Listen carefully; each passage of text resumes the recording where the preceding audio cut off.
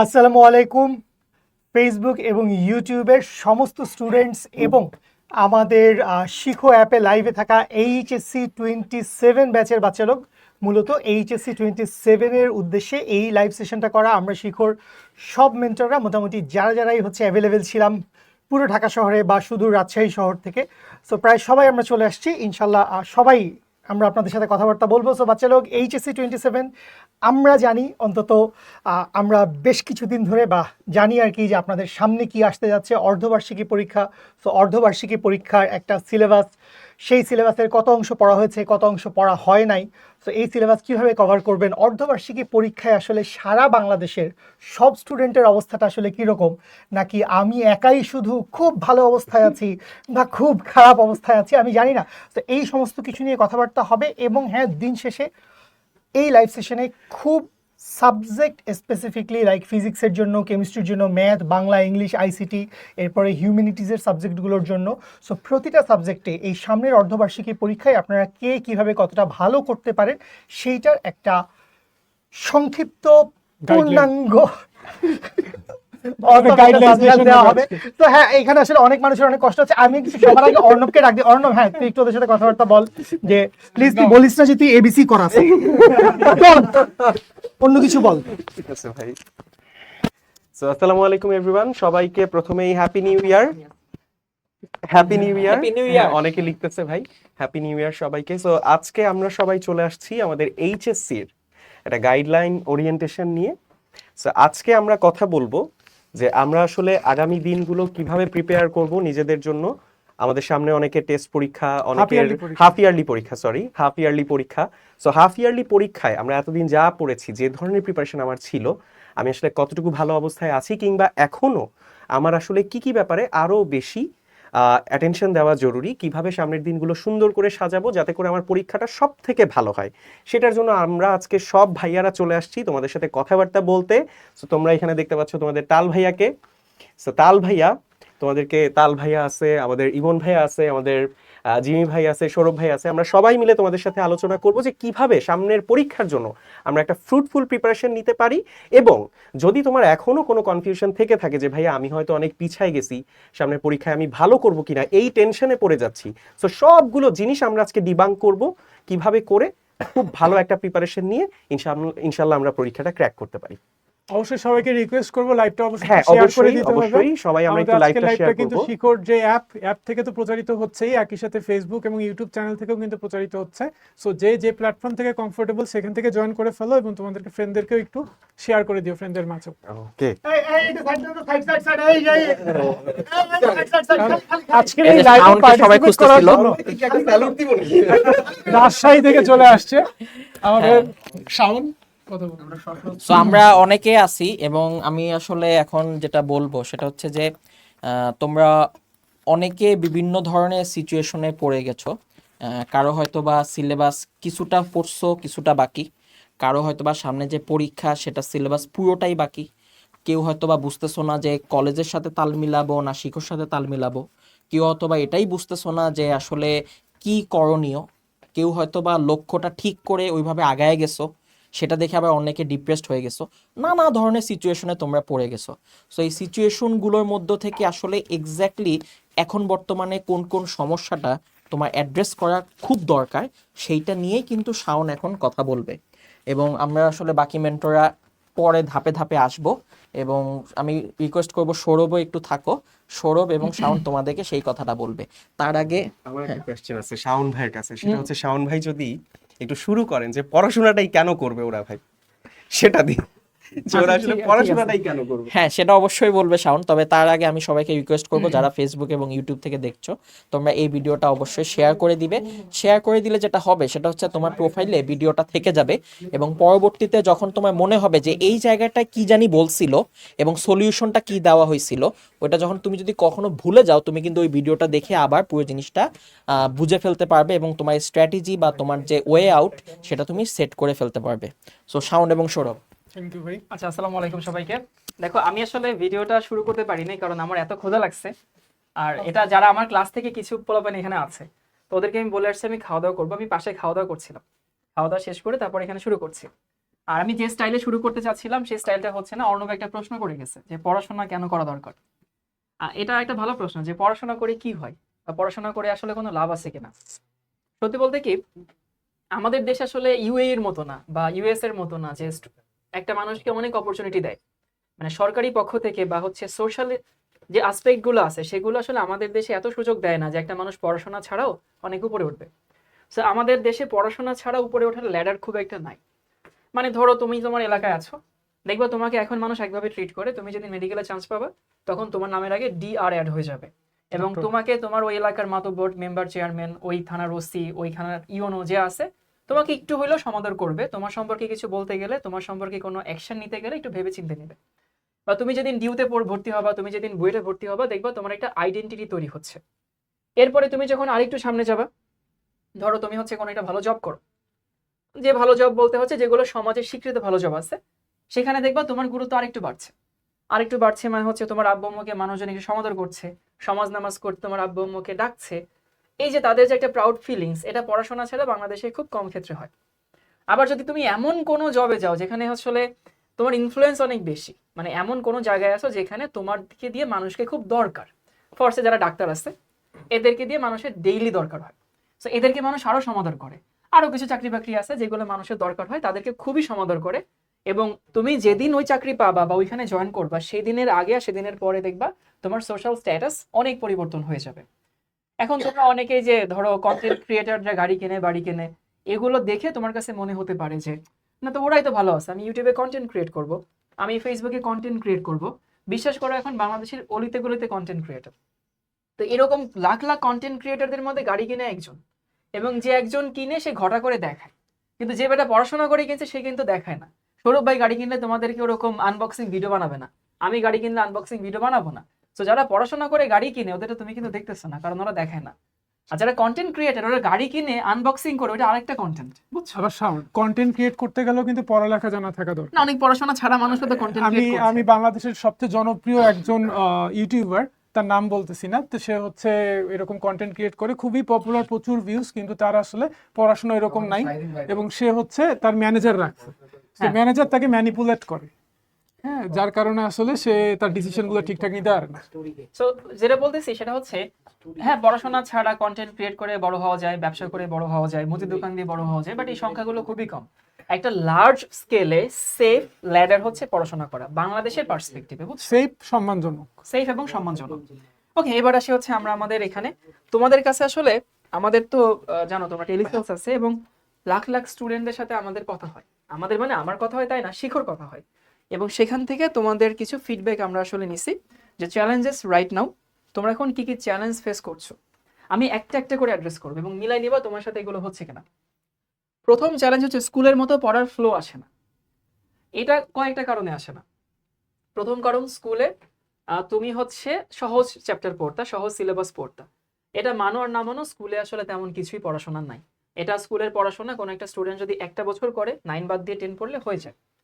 আরেকটা ব্যাপার হচ্ছে, স্কুলে তোমার যে মেমোরিটা আছে, মানে স্কুল সম্পর্কে তোমার যে মেমোরিটা মাথায় আছে, সেই স্মৃতিটা হচ্ছে সুখ স্মৃতি। মানে এসএসসি পরীক্ষার 2-3 মাস আগ দিয়ে তুমি সন্ধ্যার সময় ম্যাথ বই শুরু করতা, তোমার সকালবেলা ম্যাথ বই শেষ হয়ে যেত। এটা হয়তো, কিন্তু আমি এরকমও গেছে যে এরকম স্টুডেন্ট দেখছি ওই এক রাতেই কি বলে হায়ার ম্যাথ বা হচ্ছে জেনারেল ম্যাথ শেষ করে ফেলছে। তো ওই সময় কি হইতো, তুমি একটা জিনিস ধরতে পারতা, একটা মজা লাগতো, একটা স্মুথনেস ছিল, নিজের প্রতি কনফিডেন্স ছিল। এখন এসে কি হইতেছে ভাই, নতুন জিনিস পড়া শুরু করছো।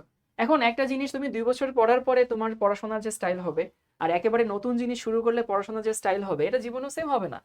তো ওই যে তোমার মাথায় কিন্তু এক্সপেকটেশন তৈরি হয়েছে, আমি পড়বো, হয়ে যাবে, ম্যাথ শুরু করব, হয়ে যাবে, ফিজিক্সের ম্যাথ করব, হয়ে যাবে, কানে ইয়ারফোন দিয়ে ম্যাথ করব। দেখো 9-10-এ আমিও কানে ইয়ারফোন দিয়ে ম্যাথ করতে পারতাম, এটা কলেজে উঠে করতে পারতাম না, কারণ কলেজে উঠে দেখি ভাই ম্যাথ তো ইয়ারফোন ছাড়াও মিলে না, ইয়ারফোন দিয়ে আবার কেমনে মিলবে। তো এই যে একটা এক্সপেকটেশন রয়ে গেছে, স্মৃতি রয়ে গেছে মনে, তোমার ব্রেন সাবকনশিয়াসলি খালি বারবার ওই 9-10-এর ওটার সাথে কম্পেয়ার করার চেষ্টা করে। বাট রিয়েলিটি হচ্ছে এটা আলাদা, ডিফারেন্ট কেস। ওইখানে তোমার 2 বছর পড়ার পরের জিনিস রিভিশন দিচ্ছিলা, আর এখানে তুমি জীবনে প্রথমবার একটা জিনিস পড়ছো, এটা সেম হবে না, এটা সবার জন্য এটা হয়। এবং এখানে এই লাইভে জয়েন করার একটা সুবিধা আছে, তোমার বন্ধুদেরকে একটু ডাকো, আঙ্কেল আন্টি ওকে থাকুক আঙ্কেল আন্টি। তুমি তো তোমার একলার খবর জানো, বা সর্বোচ্চ 10-12 জনের খবর জানো, তুমি তো সারা বাংলাদেশের খবর জানো না। বাট আমরা জানি এই যে আমাদের সাথে ফেসবুক আমাদের অ্যাপে আছে হচ্ছে 1,500 স্টুডেন্ট, ফেসবুক ইউটিউব মিলে আরো 2-3 হাজার আছে। তো এত মানুষ যে আছে আমরা কিন্তু অনেকের খবর জানি। এই সমস্যাটা তোমার একলার না, বিশ্বাস করো, you are not alone.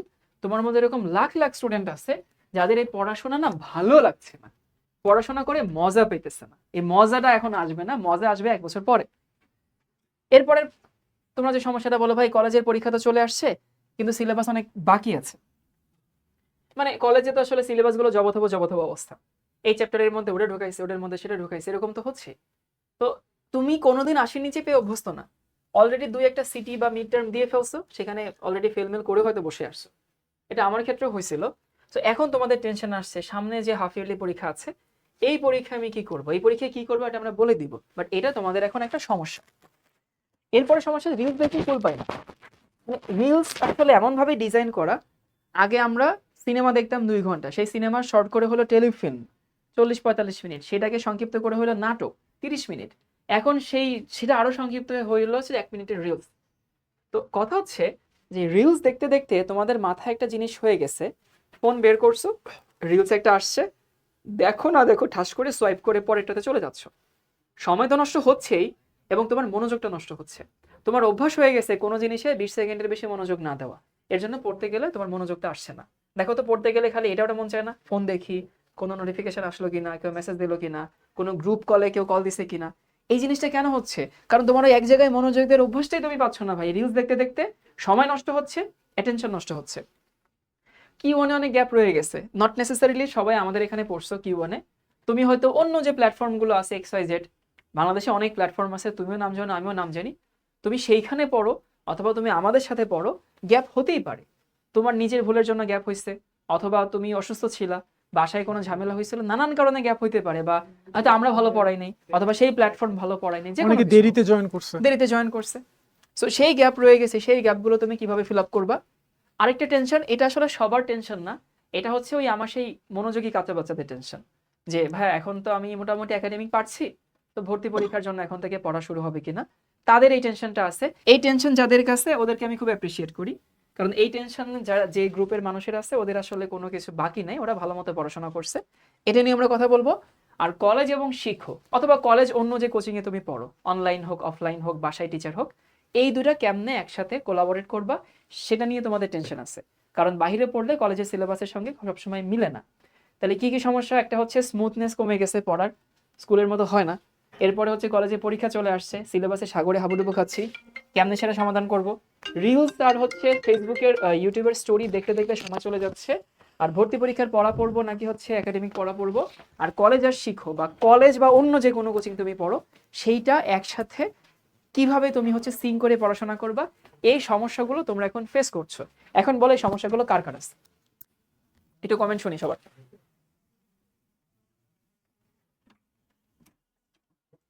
Sourav ভাইয়ের ফোন আসছে, যেন সৌরভ ভাইয়ের বাইরে গেছে। এই সমস্যাগুলো কার কার আছে? ফাতেমা আমার আমার আমার আমার আমার আমার আমার ঠিক আছে, ওকে, আমার আমার আমার আমার ভাইয়া আমার ভাইয়া আমার ভাইয়া। আচ্ছা, আমাদের ফাতেমার রোল হচ্ছে 5 হয়েছে, মার্শাল্লাহ। 5 থেকে এখনো 4 জন আগানো যাবে, কিন্তু এখনো তোমার সুযোগ আছে আর কি আগানোর। ওকে, সো মোটামুটি সবারই আসলে এই সমস্যাগুলো আছে। এখন আমি একটু জিমি ভাই আর হচ্ছে কাকে ডেকে নেব, আমি হচ্ছে নোমানকে ডেকে নিচ্ছি, একটা একটা করে এই সমস্যাগুলো একটু অ্যাড্রেস করতে হবে, একটু সমাধানটা ওদেরকে বলে দেন। আর আমি একটা ক্লাসের ব্রেকে আসছি, তো ক্লাসটাকে তাই নিয়ে আসি, আমার কাঁচা বাচ্চাগুলো এখানে এসে চিল্লাচ্ছে। থ্যাংক ইউ ভাই। আচ্ছা জোশ, আই লাভ ইউ অল। আচ্ছা দেখেন, এই প্রবলেমগুলো আসলে বস্তুগত পৃথিবীর খুব বেশি মানে পড়তে হবে আর কি। আপনি এখন মোবাইল রিলস কিভাবে দেখবেন না, এটা নিয়ে আসলে 20, 50, 100টা 1000টা কোটি ভিডিও আছে, ওগুলো দেখতে দেখতে আবার রিলসে ঢুকে যায় না। তো এখন ফোন কাছে রাখবেন না, সাথে রাখবেন না, দেখবেন না, পড়তে পড়তে ফোন দেখবেন না। So this things are like, এটা খুব নর্মাল একটা জিনিস, ক্যাজুয়াল কথা, এটা নিয়ে আমার কথাবার্তা বলার কিছু নাই। নোমান হয়তো ডাক্তারি পয়েন্ট অফ ভিউ থেকে কিছু বলবে, আমি একটু সংক্ষেপে বলে দিই। আমরা এই প্রবলেম সলভিং বা আপনাদের অর্ধবার্ষিকী পরীক্ষার সিলেবাস কীভাবে কভার করবেন এবং কোয়ার্টার 2তে আমরা কীভাবে পড়াচ্ছি, এই রিলেটেড কিছু কথাবার্তা বলবো। সো আমার কাছে মনে হয় যে এইটা সাবজেক্ট ওয়াইজ ইন্ডিভিজুয়ালি হইলে ভালো হয়। তাহলে বায়োলজিটা কি নোমান বলবি? বলা যায়। তাইলে না আমি জানি না কে কে প্ল্যান করছে, বায়োলজিটা। বায়োলজিটা আমি বলবো। ও বায়োলজিটা অনুমান করবে, তাইলে আমরা, কারণ মানে জীবনে তো আসলে ডাক্তারদের তো ভাই দরকার আছে। মানে আপনি এখন ধরেন এখানে শুরুতে হচ্ছে শাওন, আপনাকে এই এই কথাটা শাওন হচ্ছে এরা একটা পোস্টেও লিখছিল যে বাংলাদেশের পার্সপেক্টিভে যেহেতু আমরা খুব সেরা একটা দেশ পৃথিবীতে, শুকর আলহামদুলিল্লাহ, তো আমাদের মতো সোসাইটি বা দেশের জন্য শিক্ষা, এডুকেশন এটা হচ্ছে সবচাইতে ভালো একটা সোশ্যাল ল্যাডার। এবং এটা বসে বলছে, আপনি যদি আপনার সোশ্যাল স্ট্যাটাস, সম্মান, প্রভাব, প্রতিপত্তি, অর্থবিত্ত যাই কিছুই বলে আপনি যদি ভালো লাইফ লিড করতে চান, তো হ্যাঁ এইটার জন্য মানে ওই পড়ালেখার একটা মেইন জিনিস আর কি। তো এই পড়ালেখা করতে করতে আমরা এখানে এইচএসসির মানুষজনই যেহেতু 1.45K, ভাই ভাই এদের ডেইলি এনাম, ভাই এদের ডেইলি আমাদের এরকম ওরিয়েন্টেশন আর লাইভ নেওয়া উচিত। তাইলে এরা এরকম লাখ লাখ স্টুডেন্ট সবাই আসবে, দুষ্টগুলো সব সব একদিনে ওদের 7 সাবজেক্ট কমপ্লিট করার ধান্দা, আমি শিওর। যারাই আজকে অ্যাপে জয়েন করছে ইয়েস আজকে একদিনে 7 সাবজেক্ট কমপ্লিট করবো। তো এই সোশ্যাল ল্যাডার তো আমরা বড় হইলে আমরা সবাই এখানে এই রুমে মোটামুটি যারা বসা আছি সবাই সবাই ডাক্তার, ইঞ্জিনিয়ার। অদ্ভুত ব্যাপার, ঠিক আছে? কোনো উকিল নাই, উকিল এই মুভিন, আমাদের উকিল দরকার, আমাদের আরো এরকম অনেক কিছু দরকার, আমাদের ইকোনমিস্ট আছে, পররাষ্ট্রমন্ত্রী পররাষ্ট্র সচিব দরকার, পররাষ্ট্র মন্ত্রণালয়ের ভালো ভালো মানুষ দরকার। তো হ্যাঁ আমাদের ব্রাইট মাইন্ড হওয়া দরকার। সেই ব্রাইট মাইন্ডের মধ্যে তো আমার মনে হয় যে ডাক্তাররাই সবার আগে আসে না, বস ডাক্তার, ইঞ্জিনিয়ার, এভাবেই তো ব্যাপার। আসলে সোসাইটির মধ্যে আমরা যদি বলি সোসাইটিতে ভাই ডাক্তার না ইঞ্জিনিয়ার, এরা একটা বাইনারিতে পড়ে গেছে। এরা আসলে বাইনারি বুঝছে, বাইনারি বাদ দে, আবার তুই বাইনারি 0K, এখানে 0K বাইনারি কেন বললি তুই? যাই হোক ভাই, আমরা সাবজেক্ট ওয়াইজ টপিক আলোচনা করব। সো শুরুতে বায়োলজি, এরপরে আমরা ফিজিক্স, কেমিস্ট্রি, ম্যাথ, এরপরে বাংলা, ইংলিশ, আইসিটি। ও বাংলা, ভাই আমি আমরি জিনিসটা আমরি বিশ্বাস বাংলা করেন ভাষা। ভাই, আব্দুল্লাহ ভাই আসেন। আমি বাংলা বিষয়টা সবচেয়ে বেশি ভয় পেতাম কেন জানেন? আমার হাতের লেখা খারাপ। না, আমি ভয় পেতাম না, আমার হাতের লেখা ভালো। Please carry on. Thank you Jimmy ভাই। সো আমরা একটু পরের স্লাইডে যাই। ভাই আমি কি জাস্ট ডেসক্রাইব করে দিব নাকি? একটু একটু কলম নেন। একটু একটু আগে যাই আমি। বাংলাটা বলুন। হ্যাঁ, কলম টলম আমাকে কেউ একটু। আচ্ছা, সো আমি যেখানে যাচ্ছি প্রথম থেকেই, সেটা হলো গিয়ে আমরা বাংলার জন্য যেটা করি, আমরা আসলে বাংলা পড়ি না, আমরা বাংলা অনেক বেশি জমাই। তো আমাদের জমানোর কারণে যেটা হয়, বাংলাটা প্রথম পত্র মূলত আমরা যেহেতু সৃজনশীল প্র্যাকটিস করার মতো কোনো চর্চা থাকে না আমাদের মধ্যে। এটা স্বাভাবিক, আমাদের সায়েন্সের সাবজেক্টগুলো এত বেশি থাকে, মানে পড়াটা এত বেশি থাকে, ভলিউম, ওটার কারণে বাংলা পড়ার মতো পর্যাপ্ত সময় থাকে না। আমাদের নিজেদের মধ্যে একটা হেলা ফেলা থাকে যে মাতৃভাষা পড়ার কি আছে। সো আমি বাংলা নিয়ে বেশি কথা বলবো না, শুধু একটা কথাই বলবো, আমরা হচ্ছে শিখর পুরো বাংলাটাকে যেভাবে সাজাই, সেটা আমাদের প্র্যাকটিস বুক থেকে শুরু করে, লাইভ ক্লাস থেকে শুরু করে, আমাদের প্র্যাকটিস এক্সাম থেকে শুরু করে অন্যান্য যা যা বিষয়াদি আছে, তুমি যদি শুধু অতটুকু অনুসরণ করো তাহলেই যথেষ্ট। কারণ আমি প্রথমে একটা বাস্তব কথা বলে নিব, আমি যতই বলি না কেন যে তোমরা দিনে 20 মিনিট বাংলা পড়বা, সপ্তাহে অত ঘন্টা বাংলা পড়বা, এর কেউই পড়বা না, এটা হচ্ছে প্রথম কথা। তাই যেহেতু তুমি পরীক্ষার আগের রাতেই পড়াশোনা করে বাংলাটাকে ক্র্যাক করার চেষ্টা করবা এবং তার মধ্যে বড় একটা অংশ A+টাও মিস করবা, এটার জন্য একটাই পদ্ধতি A+টা মিস না করার। শিখোতে আমরা যেভাবে লাইভ ক্লাস নিচ্ছি সেভাবে তুমি তোমার মতো শুধু লাইভ ক্লাসটা ফলো করবা, আমাদের প্র্যাকটিস বুক ফলো করবা, আর এক্সামগুলো সময় মতো দিবা।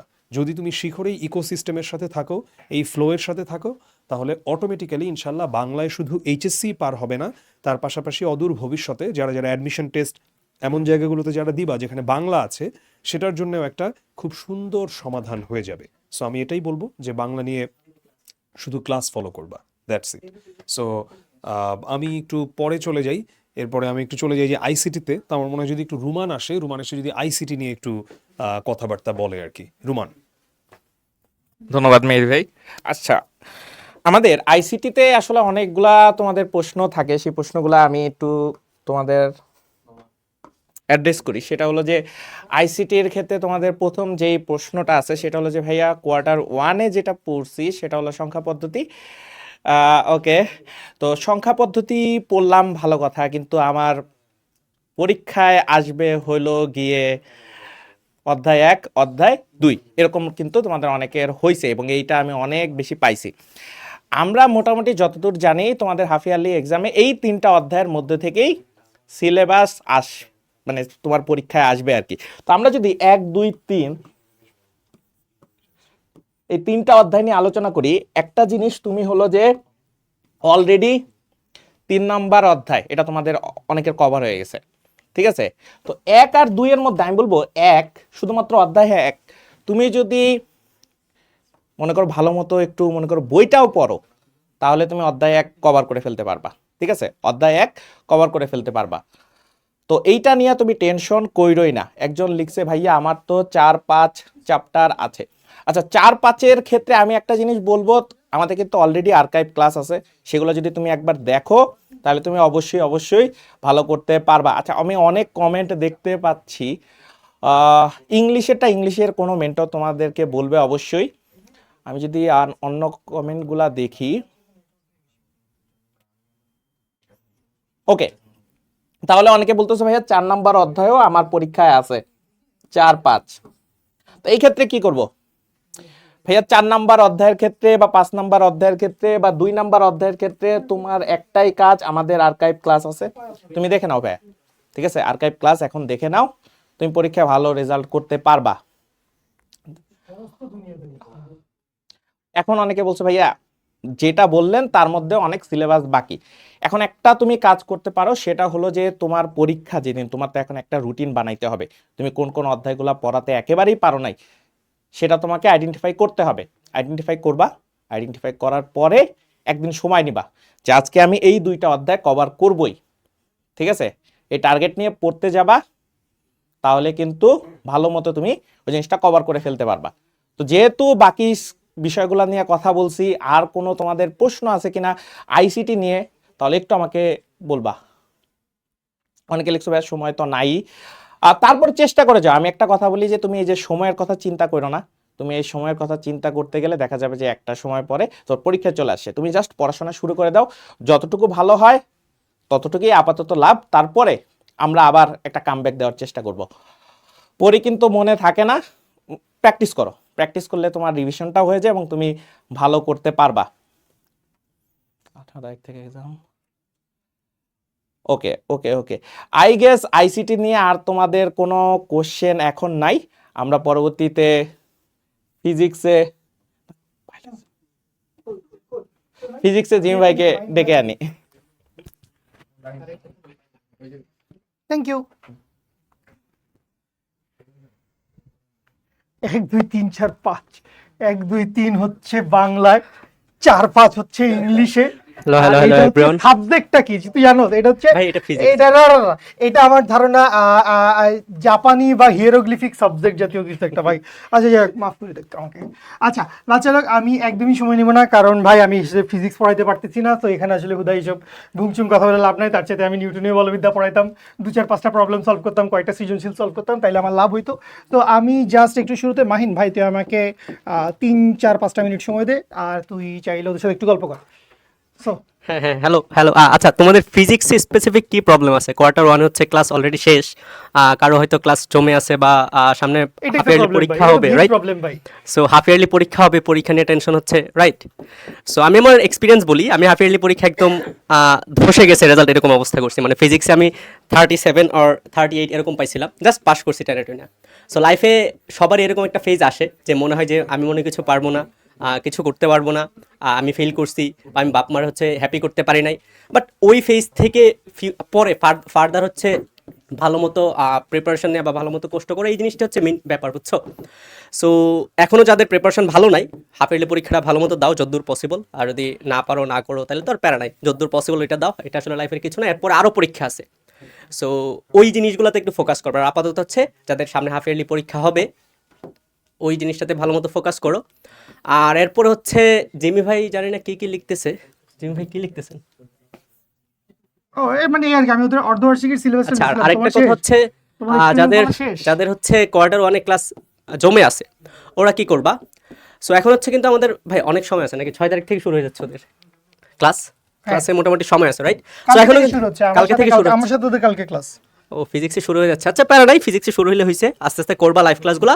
আর লাইভ ক্লাস করার পরেও কিন্তু অনেক সময় থাকে, রাইট? দিন কিন্তু আর 12 ঘন্টা 14 ঘন্টা না, 24 ঘন্টা। সো এখান থেকে একটা ক্লাসের জন্য টাইম বের করে নিয়ে আসবা যাদের ক্লাস জমে আছে, বা যারা জাস্ট কোয়ার্টার 2 থেকে আমাদের সাথে শুরু করবা। কোয়ার্টার 1 এর ক্লাসগুলো হচ্ছে তোমরা পেয়ে যাবা। ওই ক্লাসগুলো হচ্ছে তোমরা একটা ক্লাস 2টা ক্লাস করে উইকলি করে ফেলতে পারো, যাতে পেন্ডিং না থাকে, বুঝছো? কারণ কোয়ার্টার 1-এ ওই চ্যাপ্টারগুলো পড়ানো হয়েছে, যে চ্যাপ্টারগুলো তুমি যদি না জানো না বুঝো তাহলে ফিজিক্সটাই বুঝবা না, এরকমটা কাইন্ড অফ। আর আরেকটা ব্যাপার হচ্ছে, ভাই অনেকক্ষণ ধরে কমেন্ট চেক করতেছিলাম যে সিলেবাস মিলতেছে না। সো ওদের জন্য হচ্ছে একটা ভালো সংবাদ যে ভাই আমাদের আর্কাইভে কিন্তু অন্যান্য চ্যাপ্টারগুলোর ক্লাস আছে। সো সিলেবাস যে চ্যাপ্টারগুলোর সাথে মিলতেছে ওই চ্যাপ্টারগুলো যদি আমরা লাইভে করাই ভালো কথা, লাইভে করবা। আর যদি লাইভে না থাকে তাহলে হচ্ছে আর্কাইভ থেকে করে নিতে পারবা। ওইখানে সব কিছু দেওয়া আছে, পিডিএফ দেওয়া আছে, প্র্যাকটিস শিট দেওয়া আছে, আর হচ্ছে ক্লাস লাইট দেওয়া আছে, সব কিছু দেওয়া আছে। জাস্ট ওই জিনিসগুলো ইউটিলাইজ করলেই তুমি দেখবা মোটামুটি তোমার এক্সামের জন্য যে প্রিপারেশনটা ওইটা 100% হয়ে যাচ্ছে। ঠিক আছে? আর্কাইভ ক্লাস মানে কি ভাই? ওরা তো আর্কাইভ ক্লাসই বোঝে না। আর্কাইভ ক্লাস হচ্ছে গত বছর না, তোমাদের বুঝতেই বড় পারি। ভাই আপু যারা আছে ওদের যে আমরা লাইভ ক্লাসগুলো নিয়েছিলাম ওই জিনিসগুলো জাস্ট তোমরা রেকর্ডিং আকারে পেয়ে যাবে। I love you. ওকে বাচ্চা লোক, হ্যাঁ আমি অনেক চেষ্টা করতেছি, কারণ আমাকে অফিসে ঢুকেই শাওন রেজা আমাকে অফিসে ঢুকে দেখেই বলছে আরে ভাই আপনাকে দেখেই ভালো লাগতেছে, নাহলে বাকি সবাই তো আসলে মাশাল্লাহ মানে ডায়ামিটার যেভাবে বাড়ছে সবার খুব সুন্দর।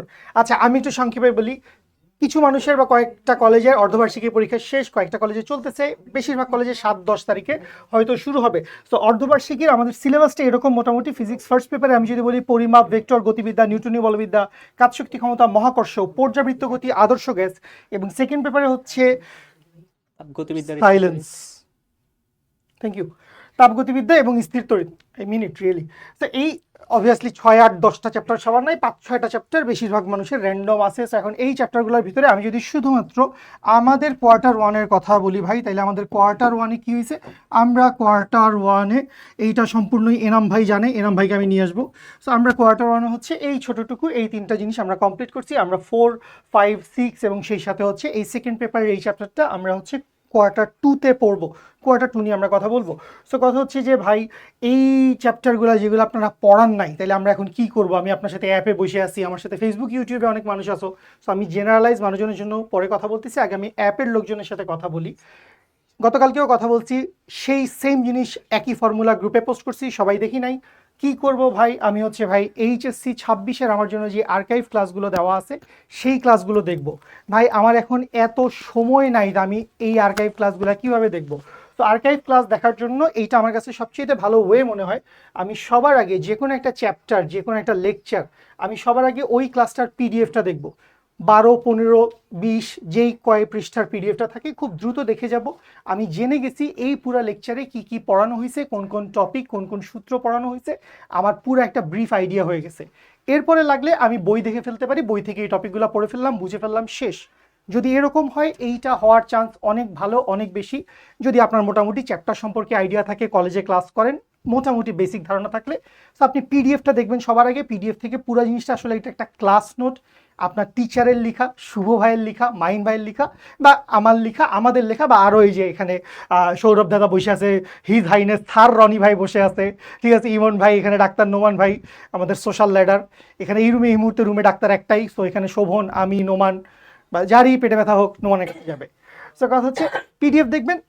এরপরে মনে করেন ভাই আমি অত ব্রিলিয়েন্ট না, আমি প্রথমবার দেখছি, আমার পিডিএফ দেখে হয় নাই, তাইলে কি হবে? তখন ওই যে স্পেসিফিক প্রবলেম আছে, কোন টপিকে প্রবলেম, ধরেন নিউটনীয় বলবিদ্যা শুরু হয়েছে নিউটনের 3টা গতিসূত্র দিয়ে, ওইগুলোই আপনার তেমন প্রবলেম নাই। কিন্তু যখনই হচ্ছে ওই একটু সংঘর্ষ, ভরবেগের সংরক্ষণশীলতা, গতিশক্তি সংরক্ষণশীলতা, এইসবে ঢুকে গেছে, প্রবলেম হচ্ছে। তাহলে ভাই এই টপিকটার রেকর্ডেড ক্লাসটা দেখেন, স্পেসিফিক ওই জায়গার রেকর্ডেড ক্লাস দেখেন। হুদাই ভাই 90 মিনিটের রেকর্ডেড ক্লাস আপনি কেন দেখবেন?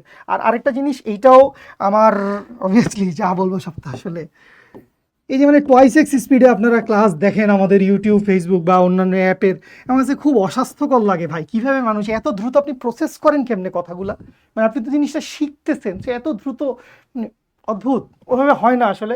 তো আই রিয়েলি প্রেফার 1.5x। আমি প্রচুর ক্লাস দেখি বাংলাদেশে, মানে Bangla class, English class, Hindi class, এই 3টে আমার ল্যাঙ্গুয়েজ এফিসিয়েন্সি আছে এখন পর্যন্ত। তো আমি 1.5x-এর দেখি এবং আমি মোটামুটি যে কোনো কিছু দেখলেই ভালো বুঝি, বোঝার চেষ্টা করি, বুঝতে পারি, জিনিস নিতে পারি। তো কথা হচ্ছে ভাই যা কিছু অ্যাপে আছে অ্যাপ থেকে পড়ে ফেলেন, যা কিছু ভাই এই জায়গায় আমাদের আর্কাইভে আছে সেখান থেকে পড়ে ফেলেন। এখন অনেক মানুষ থাকবেন ফেসবুকে আছেন, ইউটিউবে আছেন, আচ্ছা এই যে কে জানি দুষ্টু ছেলে প্লাবন রায় প্রান্ত, আজকের ক্লাসে কোনো নাম বলা হবে না, Pranto, I love you so much. So যারাই আছেন ফেসবুকে, ইউটিউবে, বা ইভেন আমার অ্যাপের মানুষজন, ভাই আপনার এই নিউটনীয় বলবিদ্যার 14-16 ক্লাস দেখার এখন সময় নাই ভাই, পিডিএফও দেখার সময় নাই, কি করব ভাই, ওয়ান শট দেখা দরকার। যান ইউটিউব বলে একটা ফ্রি ইউনিভার্সিটি আছে, লাখ লাখ জিনিসপত্র আছে, কিভাবে নিউক্লিয়ার বোমা বানানো যাবে সেটাও আছে, কিভাবে আসলে মাহিন ভাইয়ের মতো বুয়েটের কোপ ইঞ্জিনিয়ার হওয়া যাবে সেটাও আছে। 10 তারিখে বুয়েট অ্যাডমিশন টেস্ট, এইচএসসি 25-এর সব আছে, পড়েন। আমি বলতেছি ভাই, বাংলাদেশের অলমোস্ট, আমি পার্সেন্টেজ বলতে পারবো না, 60 to 70% বা 80% স্টুডেন্টের অবস্থা এখন, না ভাই অনেক বেশি ভালো না, অর্ধবার্ষিকী কী হবে ভাই, এই যে মাইন্ডসেট বললাম, এটাতে সবাই আছে। সো গুছায় পড়েন, সামনে 5-7 দিন যাই সময় আছে, পড়েন, ভালো করে পড়েন। যারা অ্যাপে আছেন, লাভ ইউ সো মাচ। ক্লাসে তো ইনশাল্লাহ দেখা হবে। হ্যাঁ, তাপগতিবিদ্যা পড়ায় দিব কালকেই ইনশাল্লাহ। এইচএসসি 27-এর আমাদের Q2 এর প্রথম ক্লাস, আমার সাথেই ক্লাস, আল্লাহ বাঁচায় রাখলে তাপগতিবিদ্যা শুরু করবো, শেষ করে দিব একদম ইঞ্জিনিয়ারিং অ্যাডমিশন পর্যন্ত কনফার্ম কালকে। ঠিক আছে, so this is the plan. পড়েন, লিখেন, প্র্যাকটিস করেন, প্রবলেম সলভ করেন। থ্যাংক ইউ মাহিন ভাই। এনিথিং? না ভাই, ঠিক আছে, থ্যাংক ইউ। আর আরেকটা ব্যাপার হচ্ছে আর্কাইভ ক্লাস তোমরা তোমাদের কোর্সের ইয়েতেই পেয়ে যাবে, ঠিক আছে? কোর্সে জাস্ট ক্লাস করতে যাবো, ওইখানে সবকিছু পেয়ে যাবে। আর্কাইভ ক্লাসের নিচে আমাদের লাইভ ক্লাসে যেরকম পিডিএফ সুন্দর করে সাজানো দেওয়া থাকে, ওইরকমই পেয়ে যাবা, ঠিক আছে? না হলে এই প্রসঙ্গে গিমি ভাইয়া তোমাদের জন্য একটা ভিডিও করে গ্রুপে দিয়ে দেবে। গিমি ভাই একটা ভিডিও করে গ্রুপে দিয়ে দিবে কিভাবে আর্কাইভ ক্লাস বের করতে হয়, ঠিক আছে? ধন্যবাদ। আসলে মাইক্রোফোন ডিস্টার্ব করে মাঝে মধ্যে। শিশির, এটা একটু বলে দে তো, অনেকদিন ধরে তোর আসতেছে না কেন জানি, ওই যে কি যে একটা সিরিজ করতে জানি, আজব নাকি সায়েন্স, আজব নাকি বিজ্ঞান, ম্যাজিক নাকি বিজ্ঞান, সরি, এটা কই আসে না কেন? এখন তো ভাই ক্লাসে এগুলো করাই ফেলছি আমি। তন্ত্র মন্ত্র তো এখন ক্লাসেই হয়ে যায় ভাই। আসসালামু আলাইকুম ছোট ছোট তান্ত্রিকগণ, কি অবস্থা সবার? হ্যাঁ, এরা তো আমাদের ফার্স্ট কোয়ার্টার ক্লাস করছে না? হ্যাঁ। এই কেমন আছিস রে ভাইয়ারা? আশা করি তোমরা সবাই অনেক ভালো আছো। প্লাস যারা আগে ছিল, প্লাস নতুন যারা আছো, সবাইকে শিখতে আরেকবার স্বাগতম আমাদের কেমিস্ট্রি টিমে।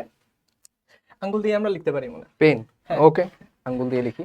তো আমি আমার পরিচয়টা দিয়ে নিচ্ছি। শাখাত হোসেন শোভন, আমি ঢাকা বিশ্ববিদ্যালয় ফার্মেসি থেকে আমার অনার্স এবং মাস্টার্স কমপ্লিট। আমাদের সাথে আছে শিশির, যে বুয়েট কেমিক্যাল ইঞ্জিনিয়ারিং এ এখন থার্ড ইয়ার না ফোর্থ ইয়ার? Third year. তো তোমরা কারা কারা নতুন আছো, যারা আগের কোয়ার্টারে ছিল না, একটু আওয়াজ দিতে পারো, আমরা বুঝে নিতে পারবো যে আমাদের কথার ধরন বা কথার লেভেল আমরা কতটুকু পর্যন্ত যাব তোমাদের নতুনদের সংখ্যা অনুযায়ী। ইয়াস, অলরেডি Q1-এ আমি গুণগত রসায়নের অর্ধেকটা পড়াই দিছি, আর তোমাদের শিশির ভাইয়া পরিবেশ রসায়ন পুরোটা জাস্ট ফাটাই দিয়ে আসছে, ঠিক আছে? তোমরা যারা ছিলা বা ছিল না, তোমরা দেখবা অলরেডি আর্কাইভ ক্লাস নিয়ে কথা হচ্ছে। Q2-তে আমরা 3টা চ্যাপ্টার কমপ্লিট করবো, তাই না শিশির? অলরেডি দেখতে পাচ্ছ গুণগত রসায়ন যে অংশটুকু বাকি ছিল। তোমরা জানো যে গুণগত রসায়নে যদি একটা টপিকও ইম্পর্টেন্ট থাকে, সেটা হচ্ছে দ্রব্যতা এবং দ্রব্যতার গুণফল, এবং 100% কনফিডেন্স সহকারে আমরা বলি যে এখান থেকে প্রশ্ন আসবেই। এটা তোমরা দ্রব্যতা এবং দ্রব্যতা গুণফল থেকে একটা কোশ্চেনই আসবে, অধক্ষেপ পড়বে কিনা লিখে নাও। আমি বলে দিচ্ছি এখনই, হ্যাঁ, যে এই কোশ্চেনটা কলেজে আসবে, অধক্ষেপ পড়বে কিনা, মানে এর বাইরে আর কোনো কোশ্চেন আসতেই পারে না। আর আরেকটা টপিক থাকবে আয়ন শনাক্তকরণ, ওইখান থেকেও কোশ্চেন আসতে পারে। ওইটা তো আমরা ঠিক আছে, একটা তো ফাঁস করে দিলাম, পদক্ষেপ আসবে কি আসবে না। আর আরেকটা জিনিস আগে ভাগে বলে রাখছি, যে ওই ক্লাসটা যখন করবা তোমার সারা জীবন মনে থাকবে, ওই ডেট সহকারে মনে থাকবে, সেটা হচ্ছে আয়ন শনাক্তকরণ। কারণ আমরা প্রত্যেকটা আয়ন মানে কি কালার দেয়, কি বর্ণ দেয়, আমরা হাতে কলমে প্র্যাকটিক্যালি মানে সবকিছু করে দেখানো হবে ভাই, মানে কোনো কিছু বাদ যাবে না। 26 ব্যাচে শোভন মনে হয় অলরেডি ডেমোটা দেখে আসতে পারে। আর্কাইভ ক্লাসে আছে গত বছর একদম হাতে কলমে 32টা বিক্রিয়া, টোটাল 8টা ক্যাটায়ন আছে, 3টা অ্যানায়ন আছে, মানে ক্ষারীয়মূলক অম্লীয়মূলক, ক্যাটায়ন অ্যানায়ন বলা যাবে না, এটা ক্লাসে বলে দিস। তো এই 11টা মৌলের টোটাল 32টা বিক্রিয়া ক্লাসে দেখানো আছে একদম লাইভে। মানে আমরা এত সুন্দর সুন্দর জিনিস পড়বো, মানে ধরো কেমিস্ট্রি এতদিন তোমরা পড়ে আসছো ক্যালসিয়াম আয়ন, হ্যাঁ, পটাশিয়াম আয়ন, ঠিক আছে, এগুলা এই কালার দেয়, ওই কালার দেয়, হ্যাঁ, মানে এগুলো যে আসলেই কালার দেয় এবং এগুলো যে আসলেই শনাক্তকরণ করা যায় যে কোনো একটা সাবস্টেন্সের মধ্যে ক্যালসিয়াম আছে কিনা, পটাশিয়াম আছে কিনা, সোডিয়াম আছে কিনা, এগুলো কিন্তু আমরা হাতে কলমে শিখবো এবার। জাস্ট মানে ওয়াও জিনিস, তোমরা জাস্ট খালি দেখবা, মানে এই যে লাইভ ক্লাসে আমরা পরিবেশ রসায়ন যেভাবে তোমাদেরকে প্র্যাকটিক্যালি করে দেখিয়েছি, এই চ্যাপ্টারে তার থেকে বেশি করে দেখানো হবে। আমরা বলতে পারি যে মানে এরকম লেভেলের ক্লাস তুমি আর কোথাও পাবো না ভাই, ঠিক আছে? মানে লাইভ ক্লাসে এত ডিটেইলস, বোর্ডে দেখবা বিক্রিয়া, আর সামনে দেখবা হচ্ছে হাতে কলমে এক্সপেরিমেন্ট। প্লাস এই কোয়ার্টারে তোমরা কেমিস্ট্রিতে আরো 2টা চ্যাপ্টার পাবা, ল্যাবরেটরি নিরাপদ ব্যবহার। এটা যদিও তোমাদের অনেকে স্কিপ করে যাও, বাট এর মধ্যে যে কি পরিমাণে এক্সপেরিমেন্টস আছে, এর মধ্যে অনেক কিছু জানার আছে। আমরা যারা ইউনিভার্সিটি পাস করে আসছি, প্রতিদিন ল্যাবে আমাদের কাজ করা লাগতো। ল্যাবে আমরা কি কি কাজ করতাম, এই প্রত্যেকটা কাজই তোমাদেরকে দেখাবো। জাস্ট অ্যাপ্রনটা পরে ঢুকবো, 1.5 ঘন্টা জাস্ট দেখবো আমরা কি কি কাজ করতাম। ইউনিভার্সিটি লাইফ পুরোটা গল্প করতে করতে ওই ক্লাসগুলোতে যাবে। আর তৃতীয়ত সব থেকে ইম্পর্টেন্ট যেটা চ্যাপ্টার আমার কাছে মনে হয় ভাই, সেটা হচ্ছে 3rd চ্যাপ্টার। এবং আমার কাছে যেটা মনে হয় যে মানে কেমিস্ট্রির মানে যে আমাদের বাংলাদেশে স্টুডেন্টরা কেমিস্ট্রি বোঝে না বা কেমিস্ট্রি তাদের কাছে কঠিন মনে হয়, তার অন অ্যান্ড অনলি রিজন হচ্ছে তারা এই 3rd চ্যাপ্টারটা ভালো করে পড়ে না। মানে যেখানে আসলে কোন মৌল কি রকমের বিক্রিয়া দিবে, কোন মৌল কোন টাইপের বিক্রিয়া দিবে, কে অ্যাসিডিক কে বেসিক, ঠিক আছে, কার অক্সাইড কীরকম ধর্মীয়, ঠিক আছে, কে ডি ব্লক, ঠিক আছে, কে ট্রানজিশন এলিমেন্ট। সো এইগুলোকে মানে চেনানো হবে তোমাদেরকে, কোন মৌলের আকৃতি কিরকম, কোন যৌগে বন্ধন কোন কত। মানে তুমি যদি চাও যে কেমিস্ট্রিতে একজন জেনুইনলি ভালো স্টুডেন্ট হিসেবে তৈরি হইতে, কেমিস্ট হইতে যদি চাও, যদি Exactly. বেসিকগুলো যদি নিতে চাও, তাইলে তোমার এই চ্যাপ্টারটা। আমাকে একটু তোমরা জানাও যে প্রথম পত্রের 3য় অধ্যায়ের নাম কি। তোমরা সবাই একটু নামগুলো লিখে পাঠাও। আমি দেখি যে তোমরা বইয়ের চ্যাপ্টারগুলো অ্যাটলিস্ট দেখছো কিনা এখন পর্যন্ত। আমাদের এক্সপেকটেশন কিন্তু এতটুকুই যে তোমরা চ্যাপ্টারের নাম জানো কিনা, এরপরে বাকি সব আমাদের।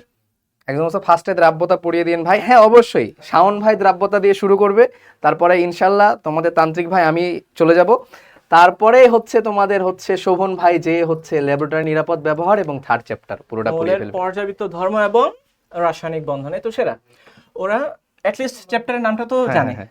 সো এখানে পর্যাবৃত্ত ধর্ম থাকবে, অর্থাৎ পর্যায় সারণীর এভরিথিং। এগুলো- 65টা মৌল কেমনে মুখস্থ করতে হয়, হ্যাঁ, এবং এগুলা কিন্তু ওরা 9-10 এর সাথে অনেকাংশে মিল পাবে। মিল পাবে। আয়নীকরণ শক্তি, তড়িৎ ঋণাত্মকতা, ইলেকট্রন আসক্তি, আকার, ঠিক আছে, অ্যাসিডিক ধর্ম, বেসিক ধর্ম। বাট এগুলো মানে আরো ফিলিংস সহকারে তোমাদেরকে বোঝানো হবে। মানে একদম 9-10-এ দেখা যাচ্ছে যে আমরা আমাদের যারা স্টুডেন্ট ছিল তাদেরকে তো আমরা একদম অ্যাকিউরেট রিজনগুলো দিয়ে পড়িয়েছি, বাট যারা 9-10-এ ভালো করে পড়ে আসো নাই, তারা জাস্ট খালি দেখবা যে আয়নীকরণ শক্তি কিভাবে পড়তে হয়, ইলেকট্রন আসক্তি আসলে কি এবং জিনিস। এগুলোর যে ম্যাথ আছে, তোমরা কি জানো এই চ্যাপ্টারেও কিন্তু ম্যাথ আছে, অনেকগুলো ম্যাথ করে দেখাবো। তার আমার একটা গল্প মনে পড়লো, গতকালকে HSC 26 এর একটা ছেলে আমাকে নক করছে যে ভাই আপনার আর্কাইভ ক্লাসগুলো দেখতেছিলাম, মানে ওরাই তো ওই ক্লাসগুলো হ্যাঁ, করছে।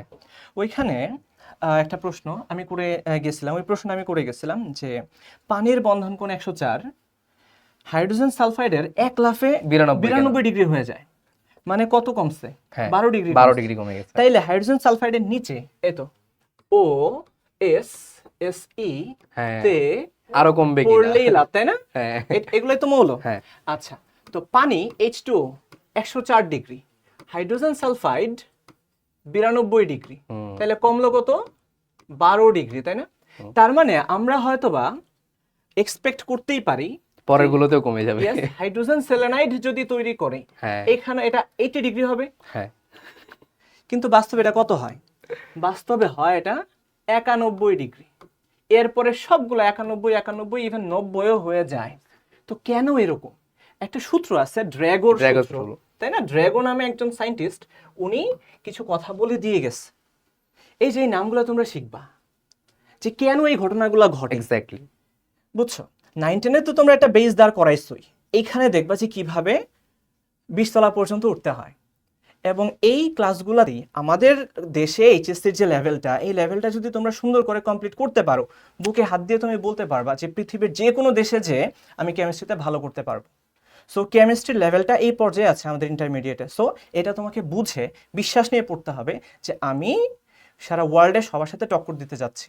সো এই কনফিডেন্স নিয়ে কিন্তু তোমাদেরকে ক্লাসে ঢুকতে হবে। জাস্ট এতটুকুই কথা এখন যে হচ্ছে আমি মানে আমার পক্ষ থেকে বলবো যে চ্যাপ্টার 1 যাই হোক এটা জন্য খুব বেশি তোমাদের প্যারা নিতে হবে না, বাট চ্যাপ্টার 2 তো অর্ধেক পার্ট আগে পড়ে আসছো। সো আমি বলেছিলাম যে প্রত্যেকটা চ্যাপ্টারের জন্য আলাদা আলাদা খাতা বানাইতে। সো যদি তোমরা চ্যাপ্টার 2 এর আলাদা খাতা বানাই থাকো, পরবর্তী অংশে দ্রাব্যতা নোট করবা। চ্যাপ্টার 3 এর জন্য মাস্ট একটা আলাদা খাতা বানাবা, হিউজ একটা চ্যাপ্টার, খাতা লাগবে, 204 পেজ। কথা তো বলি হ্যাঁ, 204 পেজ আচ্ছা, বা ক্লাসেই বলবো না। 250 পেজ এরকম পেজের খাতাগুলো কিনবা। এই চ্যাপ্টারটা জাস্ট তুমি আমাদের ক্লাস নোট করবা, এবং এরপরে দেখা যাচ্ছে এখানেই তো শেষ না, এরপরে আমরা আবার লক্ষ্যজীবী ভাইবে নিব, অ্যাডমিশন নিব, সব তুমি এই একটা খাতার মধ্যে রাখবা। অ্যাডমিশনে একটা কোয়েশ্চেনও বাইরে থেকে আসবে না। এবার ঢাবি ভর্তি পরীক্ষার যে কোয়েশ্চেন আমি জাস্ট মিলায় দেখেছি ভাই, 25 মার্ক, 25 মার্কের মধ্যে অলমোস্ট 25 মার্কে আমাদের ক্লাস থেকে আসছে। ইভেন এই ক্লাস নোট থেকে ক্লাস নোট থেকে আসছে, মিলায় দেখাইছে যে ভাইয়া দেখেন আপনারা আমার ক্লাস নোট আমি দরকার হইলে তোমাদের দাগ দিয়ে দেখাইছে, আমি যে তোমাদের এখান থেকে গ্রুপে প্রশ্ন পোস্ট আসছে। করে দিব, অনেকে বিশ্বাস করতে পারে ঢাবির মতো পরীক্ষায় 25 মার্কে হবে না। 25 মার্কই কমন আসছে। হ্যাঁ 25 মার্কে অলমোস্ট 25 মার্ক কমন আসছে। আমি আজকে তোমাদের গ্রুপে দেখাই দিব, আমি মিলাই সবকিছু বের করে রাখছি। সেরা। তো ঠিক আছে ভাই, মানে আমাদের জাস্ট এতটুকুই বলবো যে জাস্ট কেমিস্ট্রিতে তুমি চোখ বন্ধ করে আমাদের উপরে সবকিছু ছেড়ে দাও। হ্যাঁ, জাস্ট আমরা যেটুকু পড়াবো সে ততটুকু পড়বা, আমরা যেভাবে পড়তে বলবো সেভাবে পড়বা, বাকি ইনশাআল্লাহ মানে পরিশ্রম করলে এর মানে ফল তো তোমরা জানোই যে অবশ্যই ভালো আসে, এবং আমরা সবকিছু তোমাদেরকে ঠিক করে দেবো, নো টেনশন। জাস্ট তন্ত্র মন্ত্র হবে এবং দাদুর কাছে জিজ্ঞাসা হবে, কেমিস্ট্রি 100-তে 100 ইনশাআল্লাহ। তো এবার তো এবার হচ্ছে নোমান এবং হচ্ছে আমাদের ডক্টর রনি ভাই, ডক্টর রনি ভাই আসছেন, তোমাদেরকে বায়োলজির কথা বলবে। তো শেখো, বায়োলজি শিখো, ডক্টর হও। যাই হোক, আমি একটু কেমিস্ট্রির পক্ষে একটু কথা বলি।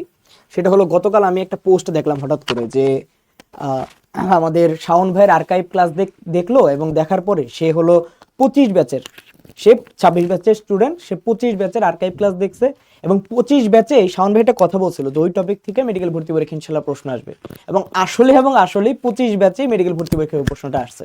সো অনেকেরই তোমাদের প্রশ্ন থাকে যে তোমরা আসলে কিভাবে অ্যাডমিশনের জন্য বা ভর্তি পরীক্ষার জন্য ভালো করতে পারো। সো আমার একদম ক্লিয়ার কাট একটা সাজেশন আমি নিজে ফলো করেছি, আমি আমার স্টুডেন্টদের বলি, তারাও ফলো করেছে, তারাও এটাতে সফল হয়েছে। সেটা হলো একাডেমিক লাইফটা ভালোভাবে কাজে লাগাও, একাডেমিক লাইফটা ভালোভাবে কাজে লাগাও। অনেকেরই বায়োলজি নিয়ে ভাই যে প্রবলেমটা বেশি, যে ওরা পড়ে, ওরা যখন ক্লাস করে ওরা সব বোঝে, বাট পরীক্ষায় নাম্বার তুলতে পারে না। ওদের মেইন সমস্যাটা হলো এই জায়গায় যে পরীক্ষা নাম্বার তুলতে পারে না, এর জন্য ওরা বায়োলজি নিয়ে ভয় পায়। অনেকে তো কয়েক মাস পড়ার পরে ইডি নিয়ে নেয়। তো এই ক্ষেত্রে ভাই কি করা যায় যে পরীক্ষা নাম্বার তুলতে পারতেছে না? আচ্ছা, বায়োলজির ক্ষেত্রে মানে পরীক্ষায় নাম্বার তোলার একটা বিষয়টা কি, বায়োলজি তো একটু কঠিন আর কি, সব সাবজেক্টই কঠিন, না পড়লে সব সাবজেক্টই কঠিন। বায়োলজির সমস্যাটা হলো কি, বায়োলজি বুঝতে হয় এবং এটা একটু মনে রাখতে হয়, দুইটা বিষয়ই করতে হয় আর কি। আর আরেকটা বিষয় হলো যে বায়োলজিতে নাম্বার তোলার একটা ট্রিক্স আছে, ট্রিক্সটা হলো যে ছবি দেওয়া। হ্যাঁ, আমরা যে ফিগার বা ছবির কথা বলি, যে যেই কোশ্চেনগুলোর সাথে ছবি যাবে সেই কোশ্চেনের সাথে আমরা যেন ছবি অ্যাড করে দিই বা ছবি আঁকি। এইটা একটা মেইন পয়েন্ট। আর আরেকটা বিষয় হলো যে আমরা বাকি যে জিনিসগুলো আছে সেগুলো তো আমরা ক্লাসে বলে দিব, বাট আমার কাছে মনে হয় যে ছবি আমরা যদি ফিগারগুলো অ্যাড করতে পারি আর কি, হ্যাঁ, যেগুলোর সাথে যায় সেগুলো অ্যাড করতে পারলে আমাদের মনে হয় যে নাম্বারটা বেশি আসে। এবং আমরা ফার্স্ট কোয়ার্টারে এই 1 নাম্বার 2 নাম্বার চ্যাপ্টার বোটানির ক্ষেত্রে বা ফার্স্ট পেপারের ক্ষেত্রে, দেন আমরা জুলজির ক্ষেত্রে ফার্স্ট চ্যাপ্টারটা পড়েছি। তোমার সাথে আমার দেখা হয় নাই, আমার সাথে ইনশাল্লাহ এই কোয়ার্টারে দেখা হবে তোমাদের, এবং তোমাদেরকে আমি এই সেকেন্ড পেপারের চ্যাপ্টার 2 যেটা, সেটাতে তোমাদের সাথে দেখা হবে। এখন ভাই এই যে এই কয়েকটা চ্যাপ্টার আমরা কিভাবে পড়তে পারি, বা বায়োলজিতে এই যে তুমি নাম্বার তুলতে পারতেছো না, সেই ক্ষেত্রে ভাই একটা সুন্দর কথা বলছেন যে চিত্র রাখতে হবে। এটা আসলে এনাম ভাইও সেদিন বলছিলেন যে এনাম ভাইও যখন যেটা পাইতেন খালি চিত্র রাখতেন। সো ব্যাপারটা এমন যে বায়োলজি জিনিসটা হলো আমাদেরকে ভিজুয়ালাইজ করতে হবে। তুমি এই যে ধরো এইবার আমরা পরিপাক ও শোষণ করবো, তুমি খাইতেছো, এই খাওয়াটা নিয়েই পড়াশোনা। সো বায়োলজি হলো একটা জীবনমুখী, একটা বাস্তবধর্মী পড়াশোনা। এবং যে প্রশ্নগুলো, যেমন কৃষি ভর্তি পরীক্ষার প্রশ্ন দেখলাম সেদিন ভাই, সেই প্রশ্নে আমি দেখলাম যে ভাই উদ্ভিদ শারীরতত্ত্ব থেকে 5টা প্রশ্ন আসছে, একটা চ্যাপ্টার থেকে 5টা প্রশ্ন। এবং আমি পরবর্তীতে এইচএসএস 26-এ যখন আমি ক্লাস নিলাম, এইচএসএস 26-এ আমি উদ্ভিদ শারীরতত্ত্ব নিয়েছি। সো আমি দেখলাম ভাই ক্লাসে যেই কথাগুলো বলছি যে এইখান থেকে ভর্তি পরীক্ষায় প্রশ্ন আসবে, হুবহু চলে আসছে। এবং এইবার মেডিকেল ভর্তি পরীক্ষায় একটা জিনিস দেখেছি যে আমাদের যে মাস্টার বুক আছে সেইখান থেকে 100% কমন। আসলে কোশ্চেনের স্ট্যান্ডার্ডটা একটু মানে মনে হয়েছে যে আসলে ক্লেম করার মতন না, তাই আমরা ক্লেম করি না। বাট যেসব একটু অ্যাটিপিক্যাল প্রশ্ন, যেমন একটা প্রশ্ন ভাই ওই যে জিনোমের কার্যক্রম বা ওইটা নিয়ে রিসার্চ কত সালে বন্ধ হয়েছে, 2003 সাল, তানজিম ভাই তাদেরই ক্লাসে একদম হুবহু এটা বলে দিয়েছে, যেটা জেনারেলি ম্যাক্সিমাম পারে নাই। বাট শিখর অনেক একাডেমিকের স্টুডেন্ট পরবর্তীতে তানজিম ভাইকে নক দিয়েছে, আমাকে নক দিয়েছে যে ভাই আপনাদের একাডেমিক ক্লাস করে আমরা অনেক কমন পেয়েছি। সো আমাদের লক্ষ্য থাকবে একাডেমিকটা ভালোভাবে পড়ার। এবং যারা তাল মিলাইতে পারে না, যেমন কলেজের একটা সিলেবাস থাকে, তারপর তুমি একভাবে পড়ো, তো এই ক্ষেত্রে তুমি কি করতে পারো ভাই একটু যদি বলতে। আর আরেকটা বলি যে আমরা যখন পড়াবো আমরা কিভাবে পড়াবো, ও যেমন বললো যে নোমান বললো যে ভিজুয়ালাইজেশনের কথা। হ্যাঁ, আমরা যখন পড়াবো আমরা কিন্তু আমরা অ্যাপসের মাধ্যমে আমরা গুগল থেকে আমরা কিছু ছবি বা ভিডিও আমরা দেখাবো, অথবা আমাদের কিছু অ্যাপস আছে সেই অ্যাপস দিয়ে আমরা 3D মডেল অ্যাপ তোমাদেরকে দেখাবো। ইভেন আমরা প্রয়োজনে ক্লাসের মধ্যে আমরা যেটা করি যে যেমন পরিপাকতন্ত্র আমরা যখন পড়াবো, পরিপাকতন্ত্রের সময় কিন্তু আমরা সুন্দর করে এভাবে করে পরিপাকতন্ত্রের ছবি আঁকবো, রাইট, এভাবে করে আমরা ছবি এঁকে এঁকে কিন্তু পড়াবো। ওকে, যে এইভাবে করে আমরা ছবি এঁকে এঁকে পড়াবো। এখন এই যে এইভাবে এগুলো কিন্তু ভিজুয়ালাইজেশন। ওকে, আমরা যখন পড়াশোনা করি, পড়াশোনার ক্ষেত্রে সবচেয়ে ইফেক্টিভ ওয়ে হলো ভিজুয়ালাইজেশন। মানে আমরা যদি দেখে দেখে মনে রাখতে পারি, এই মনে রাখাটা কিন্তু খুবই ইম্পর্টেন্ট এবং অনেক দিন মনে থাকে। সো আমরা যখন পড়াবো, এই যে কীভাবে পড়াবো, এই যে ধরো আমি যেটা আঁকলাম, তাহলে এইটুকু হলো অন্ননালী, রাইট, অন্ননালী। তারপরে এইটুকু হলো পাকস্থলী, এই যে এইটুকু হলো পাকস্থলী, রাইট। তারপরে এখান থেকে এই পর্যন্ত হলো ক্ষুদ্রান্ত, এর বাকি অংশটুকু যা দেখতে পাচ্ছ এটা হলো বৃহদান্ত্র। আমরা যখন আবার আরও বেশি পড়াবো তখন বলবো যে এই যে ক্ষুদ্রান্ত, এর আবার 3টা অংশ। প্রথম অংশ হলো ডিউডেনাম, তার পরের অংশ হলো জেজুনাম, তাহলে ডিউডেনাম, জেজুনাম, ইলিয়াম। আর এই যে বৃহদান্ত্র, এই বৃহদান্ত্রের মধ্যে আমরা যখন এটাকে আরও আবার ভাগ করব, তাহলে প্রথম যে অংশটা এটা হলো সিকাম, এই অংশটুকু হলো সিকাম। তারপরে এখান থেকে এই পর্যন্ত হলো কোলন, আর এই অংশটুকুকে বলছি আমরা মলাশয়। এবং দেখো আমরা ভিজুয়ালাইজেশনের গুরুত্বটা কোন জায়গায়, পরীক্ষায় আমি যখন অ্যাডমিশন টেস্ট দিয়েছিলাম, মেডিকেল অ্যাডমিশন টেস্ট অনেক আগে, তো আমার সময় একটা কোশ্চেন এসেছিল যে অ্যাপেন্ডিক্স কার অংশ, এই জিনিসটার নাম হলো অ্যাপেন্ডিক্স। ওকে, তাহলে এই অ্যাপেন্ডিক্সটা কার অংশ, সিকাম, কোলন নাকি মলাশয়ের অংশ? তাহলে দেখো তুমি কিন্তু যদি ভিজুয়ালাইজেশন করে পড়ো, তাহলে দেখো দেখেই আমরা বুঝতে পারছি এই অ্যাপেন্ডিক্সটা কার অংশ, সিকামের অংশ। বাট আমি যখন অ্যাডমিশন টেস্ট দিয়েছিলাম তখন কিন্তু আমি এই কোশ্চেনের উত্তরটা আমি পারিনি, এবং আমি যখন পড়াই তখন আমার এটা খুব আফসোস হয় যে আরে এই সহজ কোশ্চেনটা আমি কেন পারিনি। কারণ তখন শিখো অ্যাপস ছিল না, বা শিখোতেও আমি পড়িনি, এই জন্য আমি পারিনি। হ্যাঁ, এটা বলা যেতে পারে। সো আমরা এভাবে কিন্তু পড়াবো। ওকে, যেখানে যে ছবিটা দরকার হয় বায়োলজি বোঝার ক্ষেত্রে, বিশেষ করে ইভেন আমরা যখন রুই মাছ, মনে আছে কিনা, আমি যখন রুই মাছ পড়াই, তো আমি ইউজুয়ালি করি কি, আমি রুই মাছ কেটে আমি দেখানোর চেষ্টা করি, হ্যাঁ, যে কোনটা কি রুই মাছের, যে যুগ্ন পাখনা, অযুগ্ন পাখনা, কোন পাখনার কি কাজ, হ্যাঁ, কিভাবে কাজ করে। তারপরে রুই মাছের যে ফুলকাতন্ত্র রয়েছে, একজন বলতেছে যে আমি রনি ভাই রুই মাছের ক্লাসটা ওই যে যেমন নিশাত বলছে, হ্যাঁ, পরের রুই মাছটা আমরা আবার ভেজে কিন্তু খেয়ে ফেলি। ওকে, সো এক ঢেলে দুই পাখি। তো যেখানে যেই ছবিগুলো দরকার বা যেখানে যেটা দরকার, এখন মানুষ তো আর কেটে তোমাকে দেখানো সম্ভব না এখানে।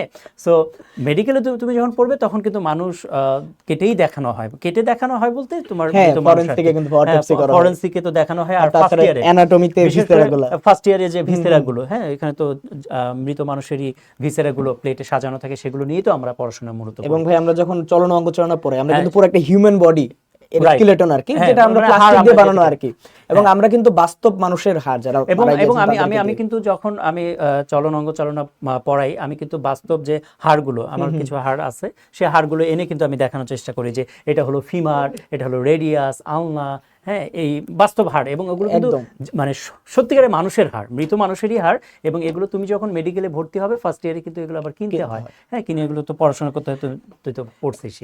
তো এরকম আর কি বিষয়গুলো। এবং আমরা এভাবে করে পড়াবো। চ্যাপ্টার 8 অনেক কঠিন, ব্রেইনের জিনিসপত্র, আমাদের কিন্তু একটা সুন্দর মডেল আছে। দেন আমরা মোস্ট ইন্টারেস্টিং পার্ট কি, যে আমরা যেমন বোটানি পড়তে গেলে অনেক বোরিং লাগে, স্পেশালি ওই যে আমাদের নগ নবীজে আবৃত বীজ, ওই ক্ষেত্রে কিন্তু আমরা ফুল কাটি, ফুল কেটে জিনিসটা দেখাই। তো তোমার জন্য যেভাবে পড়াইতে হয় আমরা সেভাবে পড়াবো। তোমাকে কি করতে হবে, জাস্ট গাইডলাইনটা ফলো করতে হবে। তোমার যে জায়গায় যেভাবে পড়তে হবে সেভাবে জাস্ট আমরা বলবো, তুমি জাস্ট ফলো করো। এবং আরেকটা বিষয় আমি বলে রাখি, এটা তোমরা অন্য জায়গায় যদি অন্য প্ল্যাটফর্মেও ক্লাস করে থাকো, সেখানে এটা করে কিনা আমি জানি না, বাট আমরা যেটা করব সেটা হলো যে আমাদের মেইন টার্গেটটা কি, তোমার এইচএসসিতে তো ভালো করা, এটা তো অবশ্যই টার্গেট, বাট মেইন আরেকটা কিন্তু টার্গেট আছে, সেটা হলো যে তোমার ভালো একটা জায়গায় চান্স পাওয়া। কারণ ভালো জায়গায় চান্স পাওয়াটা এটাই তোমাকে ডিফাইন করবে যে তুমি ভবিষ্যতে কি হতে যাবে। তুমি যদি মেডিকেলে চান্স পাও তাহলে তুমি কিন্তু ভবিষ্যতে ডাক্তারই হবে, রাইট, তুমি কিন্তু আইনজীবী হবে না, রাইট। সো আমরা ওই জন্য অ্যাডমিশন টেস্টে তুমি কিভাবে চান্স পাবে বা কোনগুলো ইম্পর্টেন্ট, যেমন তোমরা যারা অলরেডি কোয়ার্টার 1 করেছো, আমি কিন্তু তোমাদেরকে ক্লাসে প্রথমেই বলেছিলাম যে কিভাবে এখন থেকে পড়লে তোমার এইচএসসিও ভালো হবে, অ্যাডমিশন টেস্টও খুব ভালো করতে পারবে। এটা কিন্তু তোমরা অলরেডি আমার এই থিওরিটা অ্যাপ্লাইও করেছো যারা তোমরা কোয়ার্টার 1-এ আছো, রাইট। কোয়ার্টার 1-এ তোমরা কারা কারা আছো, তোমরা কি এটা অ্যাপ্লাই করেছো না? সো তোমরা যারা কোয়ার্টার 2 শুরু করবে, একই কথা আমি তোমাদেরকেও বলে দিব যে কোয়ার্টার 2-এও তোমরা কিভাবে পড়বে যেন তোমার এইচএসসিতেও ভালো করতে পারো, এবং এই একই পড়া দিয়ে যেন তুমি একটা ভালো জায়গায় চান্স পেতে পারো, তোমার কাঙ্ক্ষিত যে ভার্সিটি বা মেডিকেল বা ভালো যে সাবজেক্টগুলো সেগুলোতে তুমি যেন চান্স পেতে পারো, সেই জিনিসগুলো কিন্তু আমরা ক্লাসেই বলে দিব। তাহলে এটা কিন্তু দেখো এক ঢেলে দুই পাখি মারা হয়ে গেল, রাইট। তোমার এইচএসসিও ক্ষতিগ্রস্ত হলো না, এইচএসসিতেও ভালো করলে, আবার তোমার এইচএসসিতে থাকাকালীন অ্যাডমিশন টেস্টের একটা ভালো প্রিপারেশনও হয়ে গেল। বায়োলজি নিয়ে অনেক কথা হয়ে গিয়েছে, এখন আসলে ম্যাথ নিয়ে অনেকে ভয় পায় আসলে। তো সেই ম্যাথের ভয় দূর করতে আমরা এখন ডেকে নিচ্ছি ইমন ভাই এবং সৌরভ ভাইকে, ওকে যদি তাদেরকে একটু ম্যাথের ভয় দুই করে দিই। ম্যাথের ভয় আর নয়, ম্যাথের ভয় হবেই জয়। কি বলো ইমন? ম্যাথের ভয় কিসের ভাই? তো তোমাদের মধ্যে যারা আসো, আমাদের এই লাইভে আসো, তাদেরকে একটা কোয়েশ্চেন দিয়ে শুরু করবো। সেটা হচ্ছে তোমাদের কলেজের হাফ ইয়ারলি পরীক্ষায় ম্যাথের কোন চ্যাপ্টার গুলো আছে? হ্যাঁ, তোমাদের কলেজে যার যার যে কলেজে পড়ো সেই কলেজে হাফ ইয়ারলি পরীক্ষায় ম্যাথের যেই চ্যাপ্টার গুলো আছে সবাইকে একটা কমেন্টে লিখে দিবা। হ্যাঁ, এক একটা চ্যাপ্টার একটা কমেন্টে না, একটা নির্দিষ্ট একটা কমেন্টে যেই চ্যাপ্টার গুলো আছে সবগুলো লিখে দিবা। ঠিক আছে? আমি একটু দেখি কি কি চ্যাপ্টার আছে। অর্ধবার্ষিকী শেষ হয়ে গেছে। আচ্ছা, যদি শেষ হয়ে থাকে তাহলে সেইখানে কি কি ছিল, কি কি চ্যাপ্টার ছিল, একটু চ্যাপ্টারের নাম লিখে দিবা। সরলরেখা বা ম্যাট্রিক্স নির্ণায়ক বা হচ্ছে ত্রিকোণমিতি, নর্মালি তো এগুলাই থাকে। বিন্যাস সমাবেশ থাকে। হ্যাঁ, কার কি ছিল? আমরা মূলত আসলে ভাই আমাদের ফার্স্ট কোয়ার্টারে যেই চ্যাপ্টার তিনি পড়াইছি, লাইক ম্যাট্রিক, তারপর হচ্ছে ম্যাট্রিক্স নির্ণায়ক, সরলরেখা, তারপর হচ্ছে ত্রিকোণমিতি। নরমালি কিন্তু এমন যেটা হয় যে সব কলেজে মোটামুটি 95% বা এর বেশি কলেজে কিন্তু তোমার এই তিনটা চ্যাপ্টার থাকবে।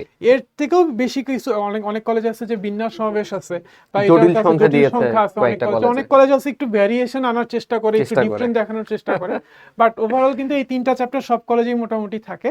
আর আমাদের কিন্তু যেহেতু আমরা শিখতে আর্কাইভ ক্লাস প্রোভাইড করি। আর্কাইভ ক্লাসের বিষয়টা তো তোমাদের অনেকেরই যারা আমাদের সাথে আসো জানো যে হচ্ছে গত বছর মানে তোমরা এইচএসসি 27 ব্যাচ, এইচএসসি 26 ব্যাচের যারা ছিল তাদের যে ক্লাসগুলো হয়েছিল ওই ক্লাসগুলো কিন্তু প্রোভাইড করা থাকে শিখো অ্যাপের মধ্যে। ফুল অ্যাক্সেস আছে তোমাদের। সো তোমাদের যদি কোনো চ্যাপ্টার তোমার হচ্ছে কলেজের সিলেবাসের সাথে না মিলে, ধরো যে শিখোতে আমি ফার্স্ট কোয়ার্টারে 3টা চ্যাপ্টার পড়াইছি, এখন তোমার কলেজে হয়তো এই 3টা চ্যাপ্টারের বাইরেও আরো একটা চ্যাপ্টার আছে বা আরো 2টা চ্যাপ্টার আছে, তখন কিন্তু চাইলে তোমরা ওই আর্কাইভ ক্লাস থেকেও কিন্তু ওই চ্যাপ্টারগুলো কভার করে নিতে পারতেছো। অন্য কোথাও তোমার যাওয়ার প্রয়োজন পড়তেছে না। অনেকেরই ভাই এই যে আর্কাইভ ক্লাস নিয়ে একটা ভুল ধারণা আছে। ওরা ভাবে কি আর্কাইভ ক্লাস, রেকর্ডেড ক্লাস, এগুলা ক্লাস কিভাবে করব, কি করব, এটা মনে হয় অত বেশি ইন্টারঅ্যাক্টিভ হয় না আমাদের রেগুলার ক্লাসের মতো। বাট এই ধারণাটা সম্পূর্ণ ভুল। তোমরা যদি ক্লাসটা না করে থাকো, তোমরা কেউ একজন প্লিজ যে কোনো একটা চ্যাপ্টারে আর্কাইভ ক্লাসে ঢুকবা, তুমি বুঝতেই পারবে না যে ক্লাসটা আসলে তোমার সাথে লাইভ হচ্ছে কি নাকি তুমি রেকর্ডেড ক্লাস করছো। এবং ওই ক্লাসের ক্লাস নোটটা পর্যন্ত কিন্তু নিচে দেওয়া থাকে। সো তুমি কিন্তু ওদের অনেকের একটা আসলে এমন কনফিউশন থাকে যে আর্কাইভ ক্লাসটা তো আসলে গত বছরের বা সিনিয়র ব্যাচের, এটা মনে হয় আমাদের জন্য না। ব্যাপারটা কিন্তু এরকম না, যে সিলেবাস কিন্তু চ্যাপ্টার কিন্তু সেমই আছে এবং চ্যাপ্টারের প্রত্যেকটা টপিক কিন্তু সেম আছে। ম্যাথও সেম, কারণ ওদের তো বই প্রতি বছর চেঞ্জ হচ্ছে না। তো তোমার বই কিন্তু প্রতি বছর চেঞ্জ হচ্ছে এরকমটা না। সো একটা ক্লাস কিন্তু এক বছরের ক্লাস কিন্তু অনেকগুলো বছরে কিন্তু সার্ভিস দিতে পারে। সো তোমরা চাইলে আর্কাইভ ক্লাস থেকে কিন্তু আমাদের অ্যাডভান্টেজটা নিতে পারো। আবার অনেকেই আছে যে আমি দেখছি ক্লাসে যারা হচ্ছে লাইভ ক্লাসে থাকতে পারে না, কিন্তু রেকর্ডেড ক্লাসটা দেখে না। তো যারা রেকর্ডেড ক্লাস করতেছে তারাও কিন্তু রেকর্ডেডই করতেছে। সো যদি তুমি চাও তোমার কলেজের সিলেবাসের সাথে ম্যাচ করে পড়বা, তাহলে কিন্তু আর্কাইভ ক্লাস তোমার জন্য খুব বেস্ট একটা অপরচুনিটি। ঠিক আছে? আর নেক্সট কোয়ার্টারে আমাদের কি কি চ্যাপ্টার আছে ইমন? নেক্সট কোয়ার্টারে শুরু হচ্ছে বৃত্ত দিয়ে, যেটা হচ্ছে আমি থাকবো মনে হয় বৃত্ত ফুল লেকচার জুড়ে, চেষ্টা করবো ইনশাআল্লাহ কোনো সমস্যা না থাকলে। তারপর হচ্ছে ফাংশনের লেখচিত্র আছে। ফাংশনের লেখচিত্র মনে হয় নাইম ভাই থাকবে তোমাদের, নাইম চাচ্চু। পারমুটেশন কম্পিটিশন তোমাদের তাল ভাইয়া থাকতেছে, তোমাদের পুরো তাল দিয়ে কত ভাবে তাল ফালানো যায় তোমাদেরকে দেখাবে।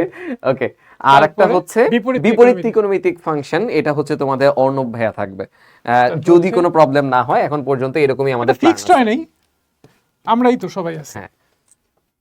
আবার ইমোনা আমি কিন্তু এখানে ইনভার্স ট্রাইগোনোমেট্রি লিখে রাখলাম। হ্যাঁ, ওকে। এইখানে কিন্তু ফাংশন বাদে বাকি 3টা চ্যাপ্টার কিন্তু আমার আর্কাইভ ক্লাস। হ্যাঁ, বাকি 3টা ক্লাস কিন্তু সৌরভ দা। এখন অনেকে বলবে সৌরভ ভাইয়া কি ক্লাস দিবে না। হ্যাঁ, এই যে তোমরা যারা আর্কাইভে ঢুকবা, ঠিক আছে, দেখবা তুমি এই যে ইনভার্স ট্রিগোনোমেট্রিকে সৌরভ ভাইয়ের ক্লাস আছে, পারমুটেশন কম্বিনেশনে সৌরভ ভাইয়ের ক্লাস আছে, এবং সার্কেলেরও সৌরভ ভাইয়ের ক্লাস আছে। তো আমার সরলরেখা ক্লাস করছে। হ্যাঁ, তোমার যদি মনে হয় যে হ্যাঁ আমি একটা ক্লাস করছি ভাইয়ার সাথে, বৃত্ত ক্লাসটা ইমন ভাইয়ের করছে, আমি চাই গত বছর আসলে সৌরভ ভাইয়া কিভাবে পড়াইছে। হ্যাঁ, কারণ সৌরভ ভাইয়ের পড়ানোর স্টাইল কিন্তু ডিফারেন্ট, একটা টিচার আমার পড়ানোর স্টাইল এক্স্যাক্টলি। সো কারো যদি মনে হয় যে আরেকজন টিচারের ফ্লেভার নিব, অনেকে কিন্তু অফলাইনে দুই জায়গায় পড়ে। এই কাজটা আমি এমন করছিলাম। আমি যখন এইচএসসি ফার্স্ট ইয়ারে ছিলাম, কেমিস্ট্রি আমি একজন টিচারের কাছে পড়তাম, বাট আমার কাছে মনে হইতো যে আমি আসলে ফুল ক্লিয়ার হচ্ছে না, পরে আমি আরো একজন টিচারের কাছে গেছিলাম। আরো একটা সুবিধা আছে ভাই, যেমন গত বছর আপনি যে ম্যাথগুলো করাইছেন, আমি কিন্তু চেষ্টা করব এখন এই বছর একটু ডিফারেন্ট টাইপের ম্যাথগুলো দেওয়ার।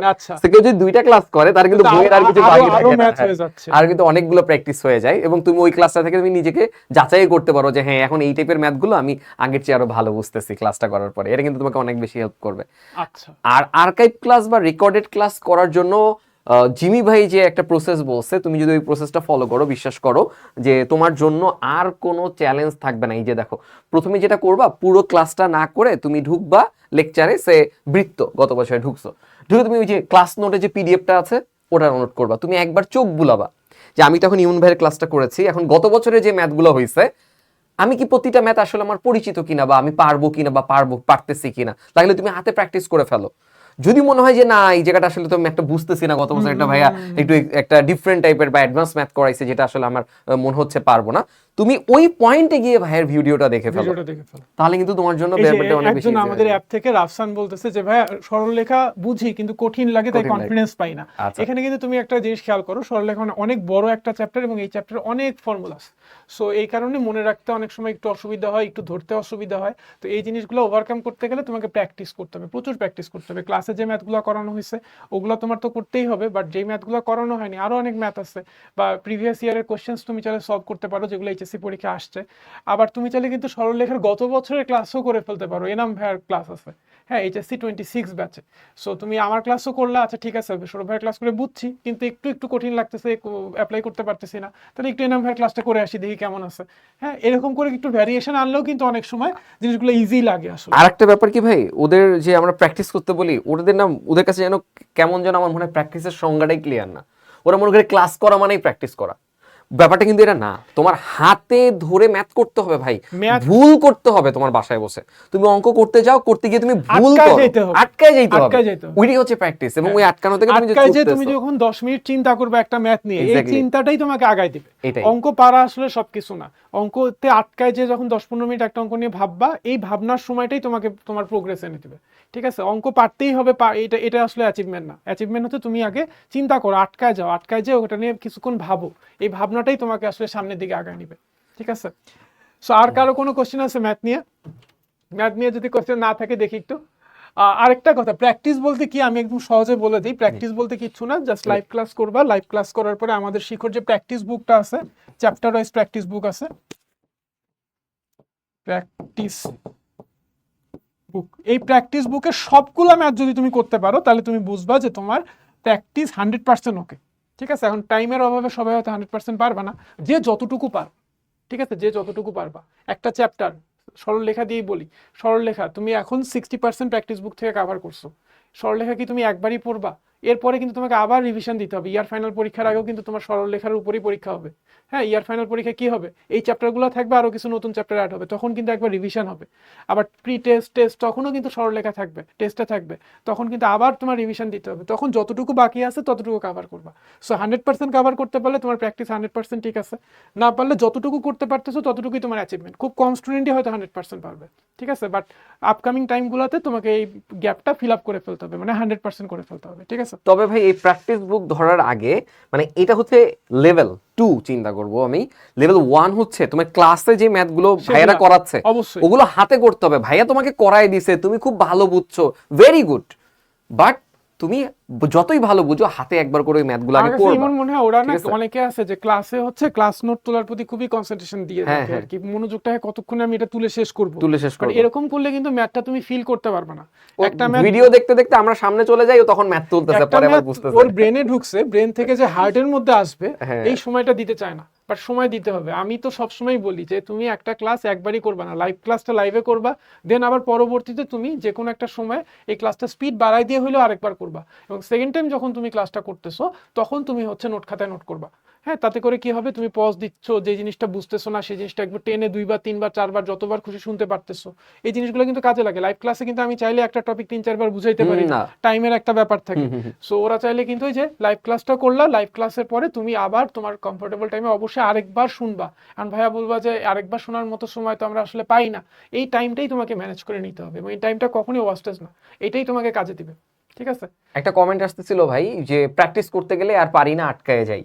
সো এটা সহজ সমাধান কি জানো, তুমি যখন প্র্যাকটিস করতেছোই আটকায় যাওয়ার জন্য, যখন তুমি আটকাবা ওই ম্যাথটা তুমি যে কোনো ভাবে হোক বুঝে, ক্লাস দেখে, ক্লাস নোট দেখে হোক, তুমি এটা বুঝে একবার হাতে করবা। ওই সাথে সাথে যখন তুমি একবার দেখে করলা বা বুঝে করলা কোনো জায়গার রিসোর্স থেকে, সেকেন্ড টাইম এবার তুমি না দেখে করবা। এবার কিন্তু তুমি আর আটকাবা না, মানে আরেকটা ওয়ে বলে দিই, ইমন আরেকটা ওয়ে বলে দিই যে একটা ম্যাথে তুমি আটকায় গেছো প্র্যাকটিস করতে, যে তুমি 10 মিনিট চিন্তা করবা, 10 মিনিট চিন্তা করে যদি না বুঝতে পারো, ওই ম্যাথটা তুমি যে কোনো একটা এআই, শিখো এআই হতে পারে বা অন্য কোনো এআই, তুমি জাস্ট ওই ম্যাথটা ইনপুট দিবা, দেখবা ওই এআই তোমার সলিউশনটা দিয়ে দিছে। এখন ওই সলিউশনটা দেখে তুমি তখন বুঝবা যে তোমার অ্যাপ্রোচটা কি ছিল আর এআই এর অ্যাপ্রোচটা কি, ও কিভাবে সলভ করছে, হোপফুলি বুঝবা, ফর্মুলা কিন্তু সেম, ঠিক আছে? তো তুমি যদি শিখো এআই দাও, শিখো এআইটা যেহেতু এমনভাবেই ফিট করা হয়েছে যাতে করে বাজারের যত বই আছে এই বইগুলো ইনপুট দেওয়া হয়েছে, সো তোমাদের জন্যই স্পেসিফিকভাবে বানানো। তুমি এখানে জাস্ট ইনপুট দিবা, ইনপুট দিলেই দেখবা যে ওই ম্যাথের সলিউশন তুমি পেয়ে যাচ্ছ। তবে সাথে সাথে ইনপুট দিলে কিন্তু হবে না, তুমি আগে 10-15 মিনিট নিজে চিন্তা করো, হ্যাঁ নিজে চিন্তা করো, তারপরে তুমি ইনপুটটা দাও, সলিউশন আসুক, তখন তুমি তোমার চিন্তার সাথে সলিউশনটা মিলাই দেখবা, দেখবা আস্তে আস্তে তোমার আটকানোর পরিমাণটা কমে যাবে। এই তো। ওকে, মানবিকের স্যাররা কখন আসবে কমেন্ট করতে? মানবিকের স্যারকে দেখে নিই। মানবিক স্যারকে একটু দেখে নিচ্ছি। মানবিক স্যার, মানবিকের স্যার, আচ্ছা মানবিকের অমানবিক স্যার। না ধন্যবাদ ভাই। আচ্ছা, আমরা অনেকক্ষণ ধরে হচ্ছে বিজ্ঞানের কথা শুনছিলাম। বিজ্ঞানের অনেক কঠিন কঠিন বিষয়, পদার্থ, রসায়ন, জীববিজ্ঞান কিংবা গণিতের আলাপ আলোচনা এতটা সময় ধরে হচ্ছিল। এই পর্যায়ে আমরা কিছুটা মানবিক বা হিউম্যানিটিসের যারা আছে বা আর্টসের যারা আছে তাদের বিষয়ে একটু আলাপ আলোচনা করতে চাই। কেননা অন্যান্য যে কোর্সগুলো অর্থাৎ বিজ্ঞানের যে সাবজেক্টগুলো সেগুলোর ধারাবাহিকতায় আমাদের মানবিকেরও কিন্তু প্রথম কোয়ার্টারটা শেষ হয়ে গেছে। তারই ধারাবাহিকতা তোমরা প্রত্যেকে কোয়ার্টার ফাইনাল এক্সামও দিয়ে ফেলেছো, আর অল্প কিছুদিনের মধ্যে অর্থাৎ আগামীকালকেই আসলে তোমরা কিন্তু সেকেন্ড কোয়ার্টারের ক্লাস শুরু করে দিচ্ছ। আর ঠিক এই কারণেই অবশ্যই তোমাদের অনেক অনেক বেশি আলাপ আলোচনা করা উচিত বা জানা উচিত মানবিকের যারা আছো এই কোয়ার্টারটা আমরা কিভাবে কাটাচ্ছি বা এই কোয়ার্টারে আমরা কি কি বিষয় দেখতে চলেছি। আমরা মানবিকের যারা আছে এই ব্যাপারটা কিন্তু একটু বড় করে বলা দরকার। অন্য কোথাও শিখো ছাড়া অন্য কোথাও মানবিকের একদম প্রতিটা সাবজেক্ট, অর্থনীতি, ভূগোল, পৌরনীতি, ইতিহাস, ইসলামের ইতিহাস, অর্থাৎ প্রতিটা সাবজেক্টই অন্য কোথাও কিন্তু আলাপ আলোচনা হচ্ছে না। আমরা একটা জায়গাতেই সব কিছু আলাপ আলোচনা করার চেষ্টা করছি এবং প্রতিবারই করে যাচ্ছি। ঠিক তারই ধারাবাহিকতায় আমাদের পরবর্তী কোয়ার্টার অর্থাৎ কোয়ার্টার 2তেও আমরা প্রত্যেকটা সাবজেক্টেরই ক্লাস এগিয়ে নিয়ে যাব। এবং তোমাদেরকে জানিয়ে রাখা ভালো, আমাদের ভীষণ রকমভাবে চেষ্টা চলছে আমরা এখন যতগুলো ক্লাস লাইভে করি এর পাশাপাশি ইসলামের ইতিহাস যেটি আছে সেটিও লাইভে আনার একটা বড়সড় প্রস্তুতি কিন্তু আমাদের চলছে। ঠিক আছে, অর্থাৎ আমরা আরও একটা মানে সাবজেক্ট হয়তোবা লাইভে নিতে পারি। ঠিক আছে, এটা একটা বড় রকমের চেষ্টা আমাদের রয়েছে। এর পাশাপাশি আরেকটা কথা অবশ্যই বলা দরকার, সেটা হচ্ছে তোমাদের অনেকেরই একটা দুঃখ ছিল বা কষ্ট ছিল যে আমাদের মানবিকের কোনো আর্কাইভ ক্লাস নেই। এই ব্যাপারটা আমরা সমাধান করে ফেলেছি ইতিমধ্যে।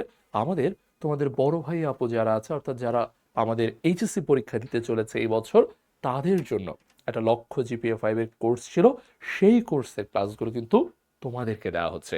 অর্থাৎ মানবিকের শিক্ষার্থীরাও কিন্তু একটা চমৎকারভাবে কোর্স পেয়ে যাচ্ছ আর্কাইভ ক্লাস আকারে। অর্থাৎ তোমরাও তোমাদের যা কিছু হয়তো কলেজের সাথে মিল ছিল না, আমরা একভাবে পড়াচ্ছি, তোমার কলেজে হয়তো অন্যরকম ভাবে পড়াচ্ছে, সেই সমস্যাটা সলভ করে ফেলেছে। অর্থাৎ ওই সমস্যাটাও তোমাদের আর খুব বেশি থাকছে না, যার ফলশ্রুতিতে মানবিকেরও একটা অসাধারণ প্রস্তুতি নেয়ার মতো অবস্থা আমরা কিন্তু তৈরি করে ফেলেছি।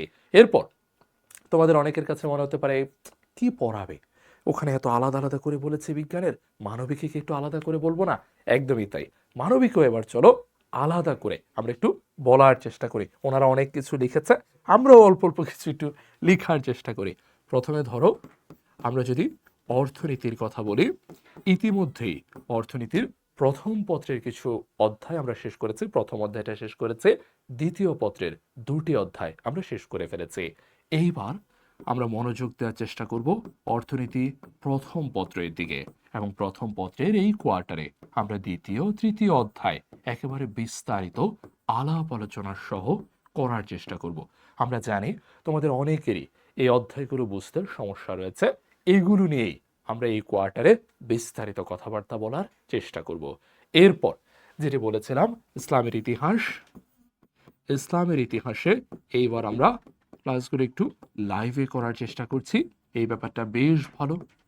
এর পরবর্তীতে আমাদের পৌরনীতির যে ক্লাসগুলো আছে সে পৌরনীতির ক্লাসগুলো কিংবা বলা যেতে পারে আমাদের অন্যান্য যে সাবজেক্টগুলো আছে ভূগোল থেকে শুরু করে প্রতিটা সাবজেক্টই আমরা আরও চমৎকারভাবে ক্লাসগুলো নিয়ে আসার চেষ্টা করছি। যেমন তোমরা অনেকেই জানো আমাদের ভূগোলে মানচিত্র থেকে শুরু করে অনেক কিছুর ব্যবহার রয়েছে, ঠিক আছে? এই মানচিত্রের ব্যবহারগুলো তোমাদেরকে এখন ভিডিও আকারে আমাদের শাহিদিন ভাই ক্লাসগুলো নিচ্ছে, ভিডিও আকারে কিন্তু দেখানো হচ্ছে, যেটা বলা যেতে পারে অসাধারণ একটা বিষয়। এর আগে তোমরা সবসময় এগুলো বইতে পড়তে, এখন আর বইতে না, একেবারে চমৎকারভাবে তোমরা ভিডিও আকারে দেখতে পাবে। অসাধারণ একটা জার্নি। এই জার্নিতে আমরা আমাদের যে অর্ধবার্ষিক পরীক্ষা হয়ে গেছে, এরপর যে বার্ষিক পরীক্ষা আছে সেটার জন্য প্রস্তুতি নেব। মানবিকের সর্বোচ্চ প্রস্তুতি আমরা নিশ্চিত করব, ঠিক আছে? আশা করি তোমরা বুঝে গেছো মানবিকটা আমরা কিভাবে এগোচ্ছি। আমি নিজে যেহেতু অর্থনীতি সেটা একটু ভালো করে বোঝাতে পেরেছি, অন্যগুলোতে একটু ফাঁকি দিচ্ছি, কিছুই করার নেই, কারণ অন্য টিচারদের সাথে মানবিকের তোমাদের সরাসরি ক্লাসেই দেখা হবে। এই পর্যায়ে জিনিয়া সে লিখেছে এলজিপিএ কোর্সের ক্লাসগুলো কিভাবে পাবো। জিনিয়া ইতিমধ্যেই কিন্তু তোমাদেরকে আর্কাইভ ক্লাস আকারে সেগুলো অ্যাড করে দেওয়া হয়েছে। এমনকি শুধু তাই না, অর্থনীতির 2টি অধ্যায়, দ্বিতীয় ও তৃতীয়, প্রথম পত্রের দিয়ে দেওয়া হয়েছে, ঠিক আছে? এরপর আমি দেখতে পাচ্ছি অনেকে লিখেছে প্র্যাকটিস বুকের কথা। আমাদের প্র্যাকটিস বুকগুলো দিয়ে দেওয়া হয়েছে মোটামুটি সবগুলো, যেগুলো যেগুলো আমরা ক্লাস করেছি, অধ্যায় শেষ করেছি, সেগুলোর প্র্যাকটিস বুকও আমরা দিয়ে দিয়েছি। অর্থাৎ প্র্যাকটিস বুকও দিয়ে দেওয়া হয়েছে, পরীক্ষা হয়েছে, চমৎকারভাবে সবকিছুই সমাধান করে ফেলেছি। কিন্তু তারপরও তোমাদের একটা প্রশ্ন মাথায় বারবার ঘুরছে, এত কথার চেয়ে বড় কথা হচ্ছে পরীক্ষা যে দিয়েছি সেটার রেজাল্ট কখন দিবেন, অর্থাৎ আমরা যেটা কোয়ার্টার ফাইনাল এক্সাম দিয়েছি সেটার রেজাল্ট কখন দিবেন। কারণ আমরা জানি রেজাল্টের সাথেই কিছু পুরস্কার অপেক্ষা করছে। সে রেজাল্ট এবং পরবর্তীতে আরও কিছু চমকপ্রদ তথ্য নিয়ে এইবার আমরা একটু সামনের দিকে যাত্রা শুরু করতে চাই। এবং আবারও আমাদের মানবিকের পর আমাদের ম্যাথের বস সৌরভ দাদাকে একটু ডেকে নিচ্ছি। রনি ভাই আসেন আমার সাথে। Thank you Mubin. পয়েন্ট কার্ডটা কোথায়? আচ্ছা,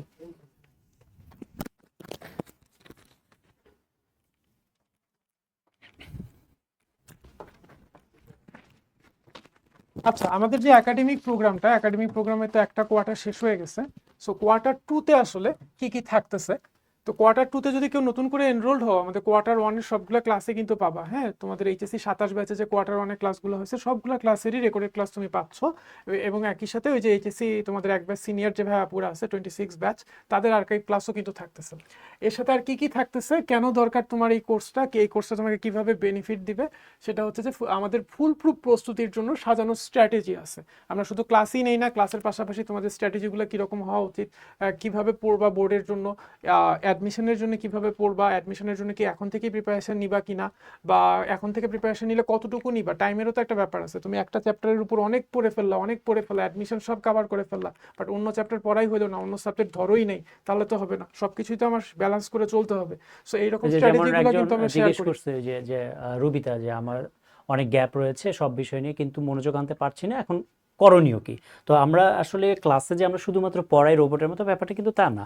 আমরা ক্লাসে পড়াশোনার পাশাপাশি এই যে যেমন রুবিতা যে কোশ্চেনটা করেছে যে এখন সে কি করবে, যে মনোযোগ আনতে পারছে না, রুবিতার একা প্রবলেম, এটা ইঞ্জিনিয়ার অনেকেরই প্রবলেম। সো এগুলো কিন্তু আমরা ক্লাসে এগুলো নিয়েও ডিসকাশন করি যে তুমি কিভাবে পড়লে তোমার মনোযোগটা ধরে রাখতে পারবে, বা আর কি কি স্ট্র্যাটেজি তুমি ফলো করলে মনোযোগটা ধরে রাখতে পারবে, বা অন্যান্য ক্ষেত্রে কি স্ট্র্যাটেজি ফলো করলে পরীক্ষায় ভালো করতে পারবে। এই জিনিসগুলো কিন্তু আমরা ক্লাসে বলি। স্টুডেন্টরা কিন্তু বিভিন্ন কারণে পড়াশোনায় কনসেন্ট্রেট করতে পারে, রাইট। তো শুধুমাত্র পড়ালেখার স্কোপ দিলেই হবে না, কনসেন্ট্রেশনও কিন্তু একটা ব্যাপার। অবশ্যই বিভিন্ন কারণে ওদের ফোকাস নষ্ট হয়ে যাচ্ছে, এবং এই জেনারেশনে আসলে এত ফেসবুক রিলস শর্টস এগুলো তো ডিস্ট্রাকশন, এখন তো ডিস্ট্রাকশন, আশেপাশে তোমার সবকিছুই ডিস্ট্রাক্টেড। তো ওরা মনে হয় ছোট যখন জন্ম হয়, হ্যাঁ, জন্মের পর থেকে আমি দেখছি যে মারা বাচ্চাদের যখন খাওয়ায় তখন মোবাইলটা দিয়ে রাখে, যে মোবাইলে রিলস দেখতে থাকে আর মা এই ফাঁকে খাওয়াইতে থাকে। সো ওরা বড়ই হয়েছে আসলে রিলস এর সাথে। সো এই অবস্থা থেকে উত্তরণেরও তো ওয়ে আছে, তো কিভাবে ওয়ে আউট গুলা নিয়ে কিন্তু ভাই আমার একটা ভিডিও আছে, মানে ভিডিও সিরিজ আছে আসলে, Right. Study distractions and solutions, এটা শিখর ইউটিউব চ্যানেলে গেলে পাবা। শিখর ইউটিউবে যে যদি তুমি সার্চ দাও যে স্টাডি ডিস্ট্রাকশনস এন্ড সলিউশনস, কি কি কারণে তোমাদের স্টাডিতে ডিস্ট্রাকশনস ক্রিয়েট হচ্ছে এবং সলিউশনের জন্য তোমরা কি করতে পারো, সাজেশনগুলো কিন্তু ওইখানে দেওয়া আছে। সো তোমরা চাইলে ওখান থেকে দেখে নিতে পারো।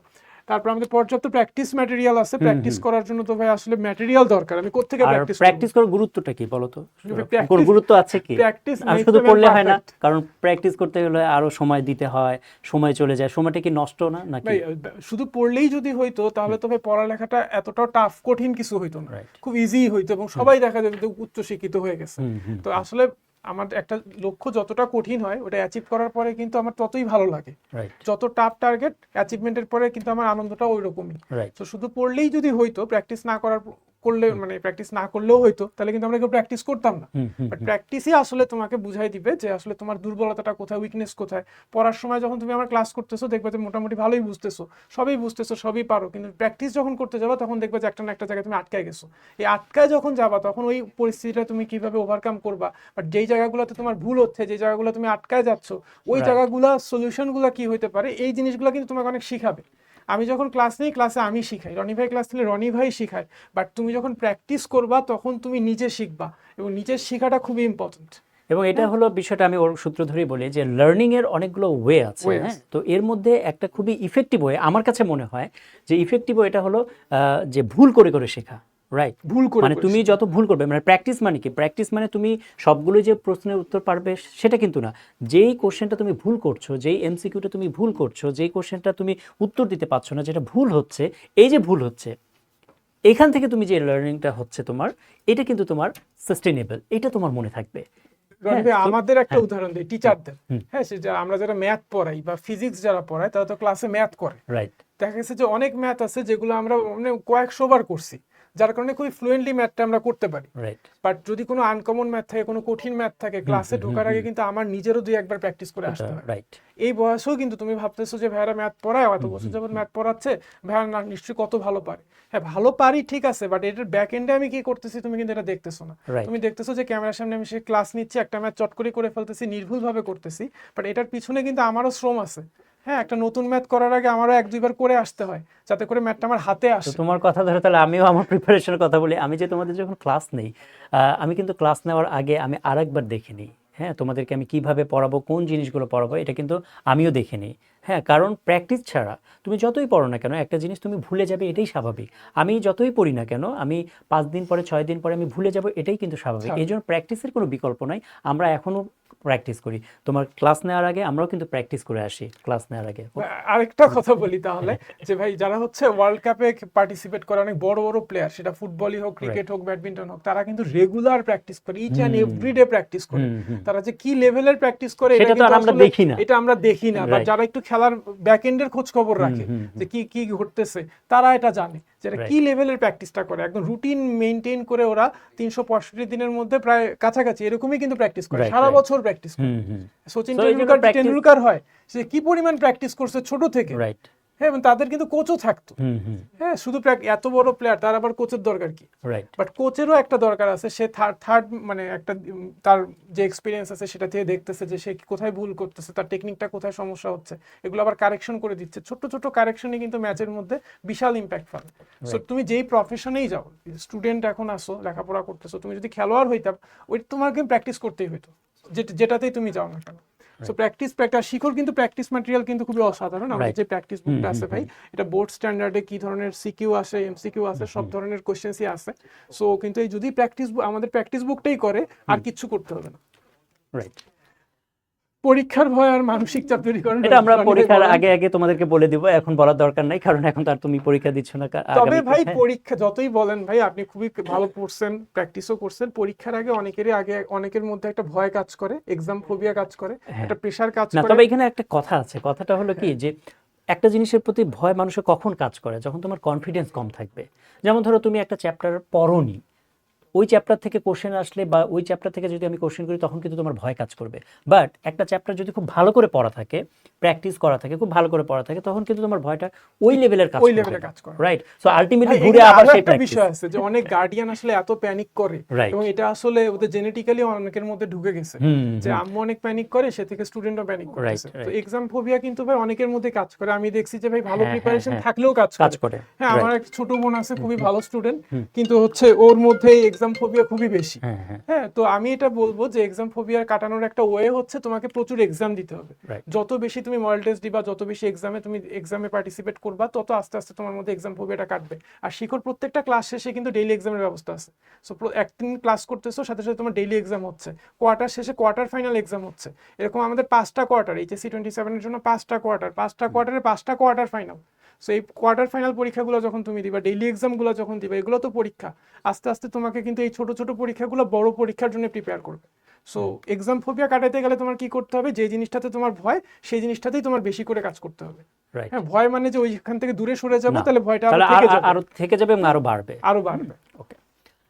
আর আমাদের তো ওই যে অ্যাপসের মধ্যে প্রোগ্রেস ট্র্যাকিং, তারপর পারফরমেন্স বিশ্লেষণ, এগুলো খুব সুন্দর করে দেয়া থাকে। তুমি কত মিনিট, কত সময় দিয়েছো, কত সেকেন্ড সময় দিয়েছো, কোন কোশ্চেনের পেছনে কত সময় তোমার গিয়েছে, এগুলো শিক্ষা সবকিছু অ্যাপে তুমি মানে কি পরিমাণ অ্যাপসে time ঢুকলে দিছো? তুমি অবাক হয়ে যাবে যে এখানে তোমার সবকিছু এত স্পেসিফিক করে দেয়া। এক্সামে কয়টা ভুল হয়েছে, মানে কয়টা রাইট হয়েছে, যেমন সবকিছু ট্র্যাক মানে তোমাকে টোটালি রিড করবে অ্যাপস। হ্যাঁ, তোমার পড়াশোনার রিলেটেড প্রত্যেকটা জিনিসই রিড করবে, যে তোমার পুরো বিশ্লেষণটা আমাদের অ্যাপসের মধ্যে তুমি গেলেই দেখতে পাবে। আর বিগত বছর প্রশ্নের অ্যানালাইসিস, বিগত বছরের প্রশ্নের সলভের কোনো গুরুত্ব নাই। এটা আমি ছোট থেকে এইভাবে করে পড়ে অভ্যস্ত এবং আমার স্ট্র্যাটেজিটা এরকমই যে আমি প্রথমে যেটা করি, মানে আমি পার্সোনালি, এটা সবার জন্য প্রযোজ্য আমি বলছি না, আমি যখন ছোট ছিলাম আর কি, ছোট থেকে আমি যেটা করতাম সেটা হলো যে কোনো চ্যাপ্টারের আগে আমি একটা প্রিভিয়াস ইয়ারের কোশ্চেন দেখতাম। প্রিভিয়াস ইয়ারের কোশ্চেন দেখলে আমার যেটা সুবিধা হতো সেটা হলো যে একটা চ্যাপ্টারের কি পড়তে হবে আর কি পড়তে হবে না সেটা একটা আইডিয়া পেতাম। এটা আমার জন্য একটু মানে আমার ভালো লাগতো। হ্যাঁ, যে আমি যখন আগে স্পেসিফিক হয়ে যেতাম যে এই চ্যাপ্টারের আমার তো সব দরকার নাই, আমার এই জিনিসগুলো ভালো করে পড়লেই যথেষ্ট, এই যে মানসিক একটা প্রশান্তি আগে পেতাম, তখন আমার পড়ার একটা জোশ আসতো, তখন আমি পড়তে বসতাম। হ্যাঁ, সো এই জন্য এক একজনের এক এক স্টেজে। বাট বিগত বছর প্রশ্ন অ্যানালাইসিস করলে সুবিধাটা কি জানো, অ্যাডমিশন টেস্টের বা বিগত বছরে তুমি যে এইচএসসি কোশ্চেন সলভ করো, অনেক কোশ্চেন হুবহু কমন পাওয়া যায়। আবার প্র্যাকটিসও হয়, মানে আলটিমেটলি তোমার এই যে প্র্যাকটিস ম্যাটেরিয়াল এটাও তোমার সলভ করছে, আবার বিগত বছরের কোশ্চেন এটাও প্র্যাকটিস, এটাও কিন্তু প্র্যাকটিস। কিন্তু এই দুইটা পার্থক্যটা কি? পার্থক্য হলো যে এই প্র্যাকটিসটা কি, এইটা তোমাকে প্র্যাকটিস প্লাস হলো প্রিভিয়াস ইয়ারের একটা চান্স থাকে, আর একটা হলো কোশ্চেন প্যাটার্নটা কি রকম, যে তোমার বোর্ড পরীক্ষায় কোন টপিকস থেকে কোশ্চেনগুলো আসে, অ্যাডমিশন টেস্টে কোন টপিকস থেকে কোশ্চেন বারবার আসে, কোন টপিকস থেকে অল্প কোশ্চেন আসে। এই যে ডিফারেন্সিয়েশন, এই জিনিসটা পার্থক্য করার ক্ষেত্রে এটার গুরুত্ব কিন্তু অনেক অনেক অনেক বেশি। এবং তুমি লাইফে যত পরীক্ষা দাও না কেন, যে কোনো পরীক্ষা দাও না কেন, তুমি প্রিভিয়াস ইয়ারের কোশ্চেন যদি অ্যানালাইসিস করো, তাহলে ওই পরীক্ষার সম্পর্কে একটা আইডিয়া তোমার হয়ে যাবে। আর অভিজ্ঞ মেন্টরদের পারফেক্ট গাইডলাইন, এই যে অভিজ্ঞ মেন্টর, এখানে সামনে আরো অনেক একটা গাইডলাইন দিয়ে দেই। ওদের একটা কনফিউশন কাজ করতেছে যে অনেকেরই সামনে হাফ ইয়ারলি এক্সাম, কারো হয়ে গেছে। তো হাফ ইয়ারলি এক্সাম যখন হবে, কলেজে যখন পরীক্ষা চলবে, তখন আসলে শিখর লাইভ ক্লাসগুলো ওরা কিভাবে করবে। তো এটা কিন্তু যে অনন্ত কিন্তু জিজ্ঞেসও করতেছে যে ভাই এক্সামের টাইমে কেমনে ক্লাস করবো। তো দেখো, যখন তোমার কলেজে এক্সাম চলতেছে, তুমি ফুল ফোকাসটা কলেজের এক্সামে দাও। তুমি কলেজের এক্সামটা যেভাবেই হোক ভালো করার চেষ্টা করো, বা তোমার বেস্টটা দেওয়ার চেষ্টা করো। কিছু ক্লাস হয়তো তোমার জমে যাবে, এটাও ট্রু, বাট কলেজের জন্য যে তুমি চ্যাপ্টারগুলো রিভিশন দিচ্ছ, এটাও কিন্তু তোমার একটা অ্যাডভান্সমেন্ট। হ্যাঁ, কেউ হয়তো লাইভ ক্লাস করতেছে, তুমি এই যে কলেজের জন্য প্রিপারেশন নিচ্ছ, এটা তো তুমি পড়তেছই, ওইটাও কিন্তু তোমার আগানো হচ্ছে। বাট এই যে কিছু ক্লাস মিস হয়ে গেল, তাহলে কি করবা? পরীক্ষাটা শেষ হওয়া মাত্র তোমার কাজ হচ্ছে এই লাইভ ক্লাস যেগুলো মিস গেছে, এগুলো তো রেকর্ডের ক্লাসে থেকে যাচ্ছে, এটা তো অফলাইন না যে একটা ক্লাস মিস গেলে তুমি এটার ব্যাক পাচ্ছ না। যেহেতু তোমার মিস হয়ে গেছে, তো রেকর্ডের ক্লাস থেকে তুমি পরবর্তীতে একটু বেশি সময় দিয়ে তোমাকে এটা কাভার আপ করে নিতে হবে। একটু বেশি সময় অবশ্যই দিতে হবে, এফোর্ট দিতে হবে। আর তোমরা অলরেডি বুঝে গেছো যারা এইচএসসিতে 27-এ সায়েন্স নিছো, যে স্কুলের সাথে পড়ালেখার হিউজ ডিফারেন্স, সিলেবাসের ব্যাপকতা হয়তো বুঝে গেছো এর মধ্যেই। আমরা কিন্তু শিখর প্রথম কোয়ার্টারটা অনেকটা রিল্যাক্স মুডে যাওয়ার চেষ্টা করছি। এটারও একটা কারণ আছে, কারণ তোমরা এতদিন স্কুলে ছিলা, স্কুল থেকে কলেজে উঠছো, স্বাভাবিকভাবে স্কুলের সিলেবাস, কলেজের সিলেবাস, স্কুলের প্রেশার, কলেজের কলেজের প্রেশারের মধ্যে অনেক ডিফারেন্স, আবার মাঝখানে এসএসসির পরে মাঝখানে একটা ফ্রি টাইম কাটাইছো, তো স্বাভাবিকভাবে একটা মুড, পড়ালেখার মুড তৈরি হইতেও কিন্তু একটা টাইম লাগে। সো এটা বিবেচনা করেই কিন্তু আমরা একটু রিল্যাক্স মুডে আগাইছি। আর পরবর্তী কোয়ার্টারগুলো কিন্তু এতটা রিল্যাক্সে যাবে না, আর একটু ফাস্ট যাবে, তা নাহলে কিন্তু আমাদের সিলেবাস শেষ হবে না। সিলেবাস কিন্তু আমরা টেস্টের আগে শেষ করে দিব, যাতে করে তোমাদের কলেজের যার কলেজের টেস্ট পরীক্ষাটা তোমরা বেস্ট পরীক্ষাটা দিতে পারো। হ্যাঁ, সিলেবাসের ঘাটতির কারণে যাতে, শেষ না হওয়ার কারণে যাতে টেস্ট পরীক্ষা খারাপ না হয়। আমি অনেক দেখছি আমার পার্সোনাল, আমার ফ্রেন্ড সার্কেলের মধ্যে, যে টেস্টের পর সিলেবাস শেষ হওয়ার কারণে পর্যাপ্ত রিভিশন দেওয়ার টাইম পায় না, যার কারণে এইচএসসি পরীক্ষা ধরা খায়। আর এইচএসসি সিলেবাস কিন্তু অনেক বড়, এই স্বাভাবিক, মানে তোমরা এসএসসি তে ওরা যে যদি syllabus, heart and soul try করে, এইচএসসি সিলেবাস 3 গুণ বেশি, মানে এত পড়া, অনেক পড়া। না, ও যদি হার্ট অ্যান্ড সোল ট্রাই করে, কোনো ফাঁকিবাজি না করে, তাহলে টেস্টের কিছু আগে হয়তো সিলেবাসটা শেষ হবে। মানে যদি কোনো ফাঁকিবাজি না করে, আর একটু ফাঁকিবাজি করলে কিন্তু টেস্টের পরে, আর টেস্টের পরে গেলে কি হবে, তোমার সিলেবাস শেষ হবে ঠিকই, কিন্তু রিভিশন দিতে পারবে না। আর রিভিশন না দিলে তো আসলে বুঝতেই পারতেছো। ওকে, এই তো গাইডলাইন। এরকম ছোট ছোট গাইডলাইন কিন্তু আমরা সবসময় শেয়ার করতেই থাকবো। হ্যাঁ, ক্লাসের কেউ একটা কোশ্চেন করলো, মনে হলো যে না এখানে একটা কিছু বলার আছে, সবার জন্য শিক্ষণীয় হতে পারে, এরকম আমাদের লাইভ ক্লাসে শুধু ম্যাথই আমি পড়াবো, রানি ভাই শুধু বায়োলজি পড়াবে এমন না, আমরা কিন্তু টুকটাক এরকম গাইডলাইনও শেয়ার করবো। ঠিক আছে, ওকে। টাইমলাইন শোভন চলে আসো। মুভিন আসবা নাকি? হ্যাঁ, মানবিকের টিচার খুঁজতেছে। ধন্যবাদ। নাতাশার কাছে এই প্রশ্নটা আমরা পাচ্ছি। আচ্ছা, নাতাশা একটা চমৎকার প্রশ্ন করেছো, কিন্তু নাতাশা তোমার প্রশ্ন কিন্তু একটু ভুল আছে। নাতাশা লিখেছে যে পৌরনীতির সমাজবিজ্ঞান লাইভ ক্লাস চাই। এক্ষেত্রে বলে রাখা ভালো, পৌরনীতির কিন্তু ইতিমধ্যেই আমরা লাইভে ক্লাসগুলো নিচ্ছি। কেমন? পৌরনীতিতে হচ্ছে তোমাদের অতি পরিচিত সৈয়দুর ভাইয়া ক্লাস নেয়, উনি হচ্ছে ক্লাসগুলো কিন্তু লাইভেই হয়। কেমন? লাইভে ক্লাসগুলো আছে, লাইভে ক্লাসগুলো হয়। আচ্ছা, এটা যদি এখন আমরা যদি টাইম লাইনে চলে আসি, অলরেডি তোমরা কোয়ার্টার 1-এ ছিলা, তোমরা জানো যে সেপ্টেম্বরের 25-এ ক্লাস শুরু হয়েছিল এবং সাকসেসফুলি আমরা ডিসেম্বরের 25-এ কোয়ার্টার 1টা শেষ করেছি। এই যে তোমাদের দীর্ঘ একটা পথ চলা শিখর সাথে, তোমরা এই স্টেজে আছো এখন কোয়ার্টার 2-তে। তো জানুয়ারির 26 অলরেডি দেখো, আগামীকালকে ফিজিক্স ক্লাস আছে, তোমরা জানো জানুয়ারির 26 থেকে মার্চ 26, এরপর চলে যাব আমরা কোয়ার্টার 3-তে, জুনের 26, কোয়ার্টার 4 এবং কোয়ার্টার 5। খেয়াল করে দেখবা এই বছর 2026-এর ডিসেম্বরের মধ্যেই কিন্তু আমরা সবগুলো কোয়ার্টার শেষ করে দিব, এবং এই কোয়ার্টার 5 পর্যন্ত কিছু চ্যাপ্টার কিন্তু রিপিটও হতে পারে। বুঝতে পারছো? অর্থাৎ তুমি একবার দেড়বার করে সবগুলো চ্যাপ্টার পড়বা। তোমাদের পরীক্ষা হবে এইচএসসি 27 2027 সালে, বাট আমরা কিন্তু পুরা সবকিছু শেষ করব 2026 সালের মধ্যে। 26-এর মধ্যে, এবং এই কথাটা কিন্তু দুইটার ক্ষেত্রে প্রযোজ্য। অর্থাৎ এই যে বলছে সায়েন্সের ক্ষেত্রে যেমন প্রযোজ্য, ঠিক তেমনি ভাবে হিউম্যানিটিসের ক্ষেত্রেও কিন্তু এই কথাটা প্রযোজ্য। অর্থাৎ দুইটা জায়গাতেই আমরা 2026-এর মধ্যেই পুরো বইটা, প্রতিটা সাবজেক্টের পুরো বইটা, অর্থাৎ তুমি যে ভাবছো ফিজিক্স ফার্স্ট পেপারের কথা বলছেন না সেকেন্ড পেপারের কথা বলছেন, কেমিস্ট্রি ফার্স্ট পেপার বলছেন না সেকেন্ড পেপার বলছেন, আমরা সব কিছুর ক্ষেত্রে বলছি। Physics first paper, second paper, কেমিস্ট্রির ক্ষেত্রে, ম্যাথের ক্ষেত্রে, কিংবা বলো কোনো ইকোনমিক্সের ক্ষেত্রে, কিংবা হিস্টোরির ক্ষেত্রে, তুমি যেটারই হও না কেন, আমরা পুরোটাই ডিসেম্বর 26-এর মধ্যে পুরোটা কভার আপ করে ফেলবো। এবং চাইলে তোমরা একটা স্ক্রিনশট নিয়ে নিতে পারো এই টাইমলাইনটার। তো আশা করি স্ক্রিনশট নেওয়া শেষ। এবার আমরা যাচ্ছি পরের স্লাইডে। খেয়াল করে দেখবা লাইভ ক্লাস চলাকালীন রুটিন তোমরা অলরেডি দেখছো, অভিজ্ঞ মেন্টররা, তোমাদের ভাইয়ারা এই সব কিছু সম্পর্কে বলছে।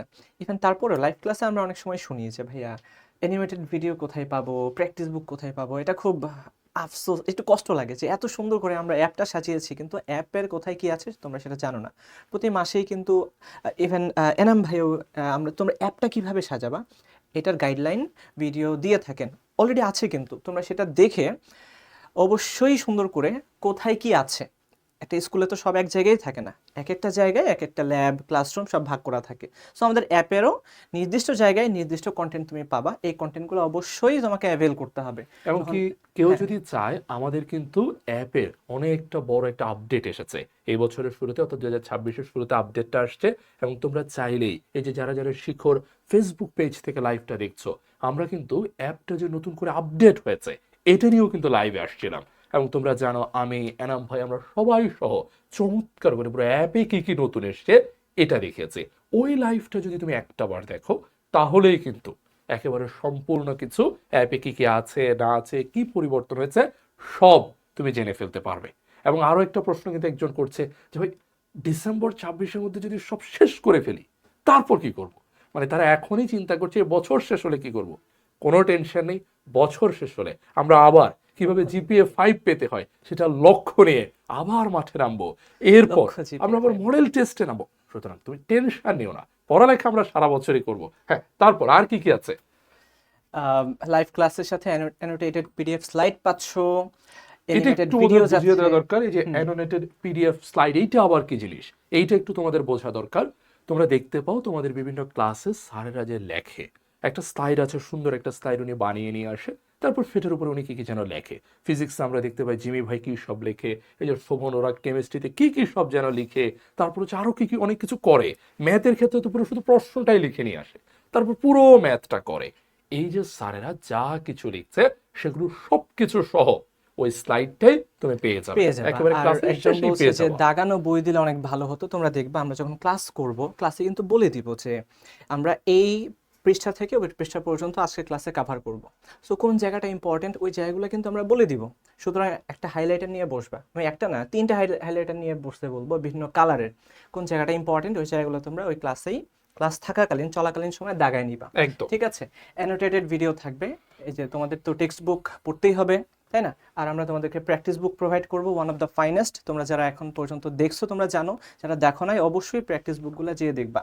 সেখানে প্র্যাকটিস এমসিকিউ টেস্ট থাকবে প্রত্যেকটা ক্লাসের শেষে, চ্যাপ্টার শেষে, ইভেন কোয়ার্টার শেষে। তো আমরা যদি একটু সামনের দিকে আগাই, এই প্রত্যেকটা কোয়ার্টার শেষে কি থাকছে অলরেডি আমরা বললাম, কোয়ার্টার ফাইনাল এক্সাম থাকছে। এবং এবারের কোয়ার্টার ফাইনাল এক্সাম হয়ে গেছে। এইবার দরকার হচ্ছে সেইটার রেজাল্টটুকু, আর এই রেজাল্টটুকু দেওয়ার জন্যই, অর্থাৎ রেজাল্টের সাথে সাথে উপহারও কিন্তু থাকছে, এবং উপহারের ব্যাগ এতই ভারী আমি নিতে পারিনি। সেই উপহারের খবর দেওয়ার জন্যই কে আসছে? আমাদের এনাম ভাই আসছে, ইমন ভাই আসছে এবং সৌরভ দাদা আসছেন। চমৎকার দাদা, দ্য ফ্লোর ইজ ইয়ার্স। এবং এই ভারী ব্যাগটা নিয়ে এনাম ভাই এবং ইমন ভাই চলে আসছে, তোমরা দেখতেই পাচ্ছ। আনা যাচ্ছে না আর কি, এনাম ভাই পড়ে যাচ্ছিল। এনাম ভাইয়ের থেকেও ভারী। এনাম ভাই পড়ে যাচ্ছিল। কে ভারী? এনাম ভাই নাই বক্সটা? এই বক্স। ও সো যারা হচ্ছে এটা একটু দে, যারা হচ্ছে লাগাই দিই। থ্যাংক ইউ, যারা হচ্ছে তোমরা এই কোয়ার্টার ফাইনাল এক্সাম, প্রথম কোয়ার্টার ফাইনাল এক্সামে টপার হইছো, আমরা এখনই লিস্ট দেখাবো।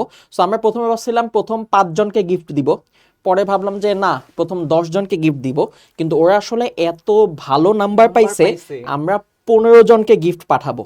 সো সায়েন্স থেকে 15 জন এবং হিউম্যানিটিস থেকে 15 জনকে, এবং গিফট হিসেবে আমরা দিচ্ছি 2025 সালে আমাদের যে অ্যাডমিশনের বুকে যে টোটাল সেট, অ্যাডমিশন বইয়ের যে total set, so Dhaka varsity উপর যে বইয়ের সেট আছে ক ইউনিট এবং হিউম্যানিটিসদের জন্য খ ইউনিট, ওই পুরো বইয়ের সেটটা আমরা তোমাদেরকে পাঠিয়ে দিব।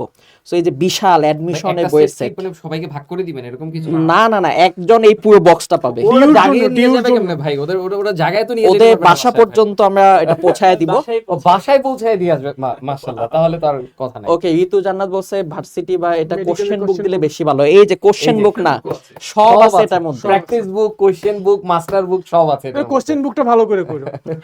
হ্যাঁ, সো এই জিনিসটা থাকবে, এবং এইটা সবার না, এটার মধ্যে তাল নেই, তবে এই বইগুলো পাওয়ার পর যদি তুমি না পড়ো তাহলে তোমার পিঠের উপর তাল পড়বে। আবার একটা গিফট যাবে, তাল চলে যাবে। ওকে, সো এইটা সবার কাছে চলে যাবে, আমাদের অ্যাডমিশনের বইয়ের সেট। এখন আমি একটু ইমন এবং সৌরভকে বলবো টপারদের লিস্টটা একটু দেখাই দিতে। এটা ধরে নামায় রাখি। হ্যাঁ, ওকে টপারস গেট রেডি। কে কে টপার হইতে পারো দেখি, কার কার চান্স আছে, বা হার্টবিট বাড়া শুরু হয়ে গেছে এরকম কার কার আছো? কে কে আছো যে ভাই হার্টবিট একটু বেড়ে গেছে? এখন কিন্তু তোমাদের কোয়ার্টার ফাইনালে, ফার্স্ট কোয়ার্টারের পর যে ফাইনাল এক্সামটা হয়েছিল, এখানে যারা যারা ভালো করছো তাদের নাম ঘোষণা করা হবে। তো দেখি কার কার হার্টবিট বেড়ে গেছে। এই যে রেজওয়ানা যে ভয় করছে, আরেকজন জানে যে আই এম নট টপার, আমি টপার না। নতুন আছে নাতাশা, আছে নতুন নাতাশা, অবশ্যই দেখা যাবে যে সেকেন্ড কোয়ার্টারে টপার হয়ে গেছে। বলতে আই এম ব্যাক বেঞ্চার। ভাই এখানে যারা আছে বিশ্বাস করো ম্যাক্সিমাম ব্যাক বেঞ্চার, ঠিক আছে, বাট তারা কিন্তু টপার, ঠিক আছে। টপার হইতে হইলে ফার্স্ট বেঞ্চার হইতে থেকে এখনকার দিনে কিন্তু টপার বের হয় বেশি। ওকে, দেখি আর কে কে আছে। তানজিলা বলছে আমি না। ওকে ফাইন, আমি পারি নাই, আমিও নতুন, মুশফিকার নতুন। ওকে, বাট ওই যে যারা বলছে আমি নতুন, তাদের কিন্তু আমরা নেক্সট টপার লিস্টে দেখতে চাই। হ্যাঁ অবশ্যই, না ওরা ট্রাই করবে, অবশ্যই ইনশাআল্লাহ, লিস্টে আসুক বা না আসুক ট্রাই তো করতে হবে নাকি। ওকে, তাহলে চলো দেখি সায়েন্সে 15টা নাম। 15টা নাম সায়েন্সে। তোমরা কিন্তু স্ক্রিনশট নিয়ে নিতে পারো, হ্যাঁ একটা স্ক্রিনশট নিয়ে শিখো শিখবো জিতবো যে ফেসবুক গ্রুপটা আছে সেখানে পোস্ট করে দিও, তাহলে আমরাও দেখবো যে তোমরা টপার যে হইছো, এটা শুধু তোমরা না সবাইকে জানাই দিতে পারো চাইলে। হ্যাঁ এই এক্সামটা কিন্তু যারা নতুন 350 মার্কের এই এক্সামটা হইছে এবং আচ্ছা। এখানে কিন্তু তারা 350 এ কত পাইছে? নিশাত কি 350 এ 323 পাইছে। পাইছে। Very good, very good. মানে আসলে ঠিক আছে। এইচএসসি তে মানে কলেজের পড়ালেখা কিন্তু আসলেই টাফ। 350 এ 323 মানে আমি পাইতাম কিনা সন্দেহ। বাট দেখেন ভাই 15 জনের ভিতরে কিন্তু নাম্বারের ডিফারেন্স খুব বেশি না ভাই। নাসিফের নাম্বারটাও কিন্তু 319 খুবই কাছাকাছি, আবার সাদিয়া সুমাইয়ার নাম্বারটাও কিন্তু 315 একদম কাছাকাছি। 311 মিথিলা জান্নাত, ওরে কার কার নাম আছে একটু জানাও তাড়াতাড়ি কে কে কমেন্ট আছে এই মুহূর্তে উপস্থিত আছে কে কে? চলে গেছে জিতনি অনেকে। আলম 307, রুমানা 307 একদম টাই। আফসানা আক্তার প্রমি, আফসানা আক্তার প্রমি 306 একদম হেড টু হেড লড়াই হচ্ছে। একে আজাদ 304, তারপরে আবার নূরে সালমা ইথিকা 304, শাহাদ আছে 303, পরশ চৌধুরী 302, পরশ চৌধুরী, মোহিনী খন্দকার 301, 300 আপ এখন পর্যন্ত আছে। জান্নাতুল মাওয়া হচ্ছে 298, পারমিতা দাস 297, জেবা ফাউজিয়া 296, খুবই কাছাকাছি একদম। মানে মার্কসের ডিফারেন্স কিন্তু খুব বেশি না, দ্যাট মিন্স এরা সবাই মানে টপ করার যোগ্যতা রাখে, অবশ্যই যোগ্যতা মানে রাখে। ওরা সিনসিয়ার।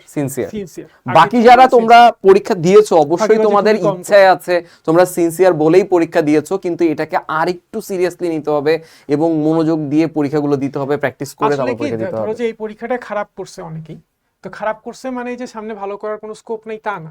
তবে ভালো করার সুবিধাটা কি জানো, ভালো করলে নেক্সট পরীক্ষাটা ভালো করার জন্য একটা আলাদা ইন্সপিরেশন কাজ করে। হ্যাঁ যখন লাইফে যখন কোনো ডাউন টাইম আসবে, যখন খারাপ সময় যাচ্ছে, তখন তোমার অতীতের ভালো রেকর্ডগুলো তোমাকে কনফিডেন্স দিবে। তার মধ্যে ধরো যে এইটা একটা যে হ্যাঁ শিকড় কোয়ার্টারে আমি টপ 15 এর মধ্যে ছিলাম সারা বাংলাদেশে। হ্যাঁ তো সারা বাংলাদেশ থেকে স্টুডেন্ট কিন্তু এখানে আসছে, এর মধ্যে তুমি টপ 15 এর মধ্যে আসো। সো এটা কিন্তু তোমাকে অনেক কনফিডেন্স বুস্ট করবে। যখন মনে হবে যে না আমি আর পারতেছি না, অনেক ডিপ্রেশন লাগতেছে, তখন দেখবে এই স্মৃতিটা তোমার জন্য একটা গুড মেমোরিজ দিবে আর কি, তোমাকে বুস্ট করবে। ঠিক আছে, ওকে কনগ্রাচুলেশনস সবাইকে। অনেক টপাররা কিন্তু কমেন্ট করতেছে, ওরা ওদের নাম দেখতে পেয়ে অনেকে আবার চলে গেছে, ওরা মিস করছে, ওদেরকে জানিয়ে দিও ঠিক আছে লিস্টে যারা আছে। সেকেন্ড কোয়ার্টারে গিফট কি দিবে? আচ্ছা দেখা যাক, এটা এখনো ঠিক হয় না, এটা আরো সারপ্রাইজ থাকবে। ওকে হিউম্যানিটিস এটা মুভিং কে ডাকবো নাকি? এটা মুভিং বলবো নাকি? হ্যাঁ ওকে, তোমার মুখ থেকে শুনলে খুশি হইতো মনে হয় বেশি। ওকে প্রথমে কে আসো? হিউম্যানিটিসে কিন্তু মার্কস তোলা মনে একটু টাফ নাকি? একটু টাফ, কিন্তু তাও তারা 300 ক্রস করে কিন্তু সায়েন্সের কাছাকাছি চলে গেছে। আচ্ছা ফাহিম মিয়া, ওকে উম্মে হামিদ তোয়া, আমার যদি প্রনাউন্সিয়েশন ভুল হয় নিজ গুণে মাফ করে দিতে হবে, 314। এটা কি আমাদের অর্ণব নাকি? না না আমাদের অর্ণব তোমার সব না, 306 ও তো খালি র‍্যাপ করে আচ্ছা তাহিয়া তাজরিয়ান 304, তারপর হচ্ছে সাদমান সিদ্দিক মাহিন পাইছে 301, ইমরান হোসেন 298, ফাইজা ইসলাম 296, মালিয়া তরফদার 295। ওকে নবনীতা আছে হচ্ছে 294, মাহবুবা কাদির বিথি 293, মুজাইফার আছে 293, আঞ্জুমান 292, ইথিশা 290, আজরা মাইশা ওহি 290, নাসরিন জাহান 283। ভাই তারা কিন্তু সায়েন্সের সাথে কি এটা ফাইট দিছে। এই মার্ক কিন্তু হিউম্যানিটিসে ওঠানো অনেক বেশি টাফ, এটা মুভিন আরো ভালো বলতে পারবে। সায়েন্সের থেকেও এই মার্কসগুলো বেশি ভালো, এটা বেশি পড়াশোনার প্রতি আগ্রহী অনেক বেশি। 5 নম্বর আছে সাদমান সিদ্দিক, দেখি নামটা মিলাই দেখি, এই তো হ্যাঁ মিলে গেছে, এই তো ঠিক আছে। ওকে এরপরে আর কি আছে? কোয়ার্টার শেষে করণীয় বলো, করণীয় দেখো কোয়ার্টার শেষ হইছে, এখন তোমার সবাই আসলে ক্লাস রেগুলারই করার চেষ্টা করে, অনেক বিভিন্ন কারণে ক্লাস মিস যায়, পরীক্ষা থাকে, দাওয়াত থাকে, শরীর খারাপ থাকে, বিভিন্ন কাজে ক্লাসগুলো বাদ যায়।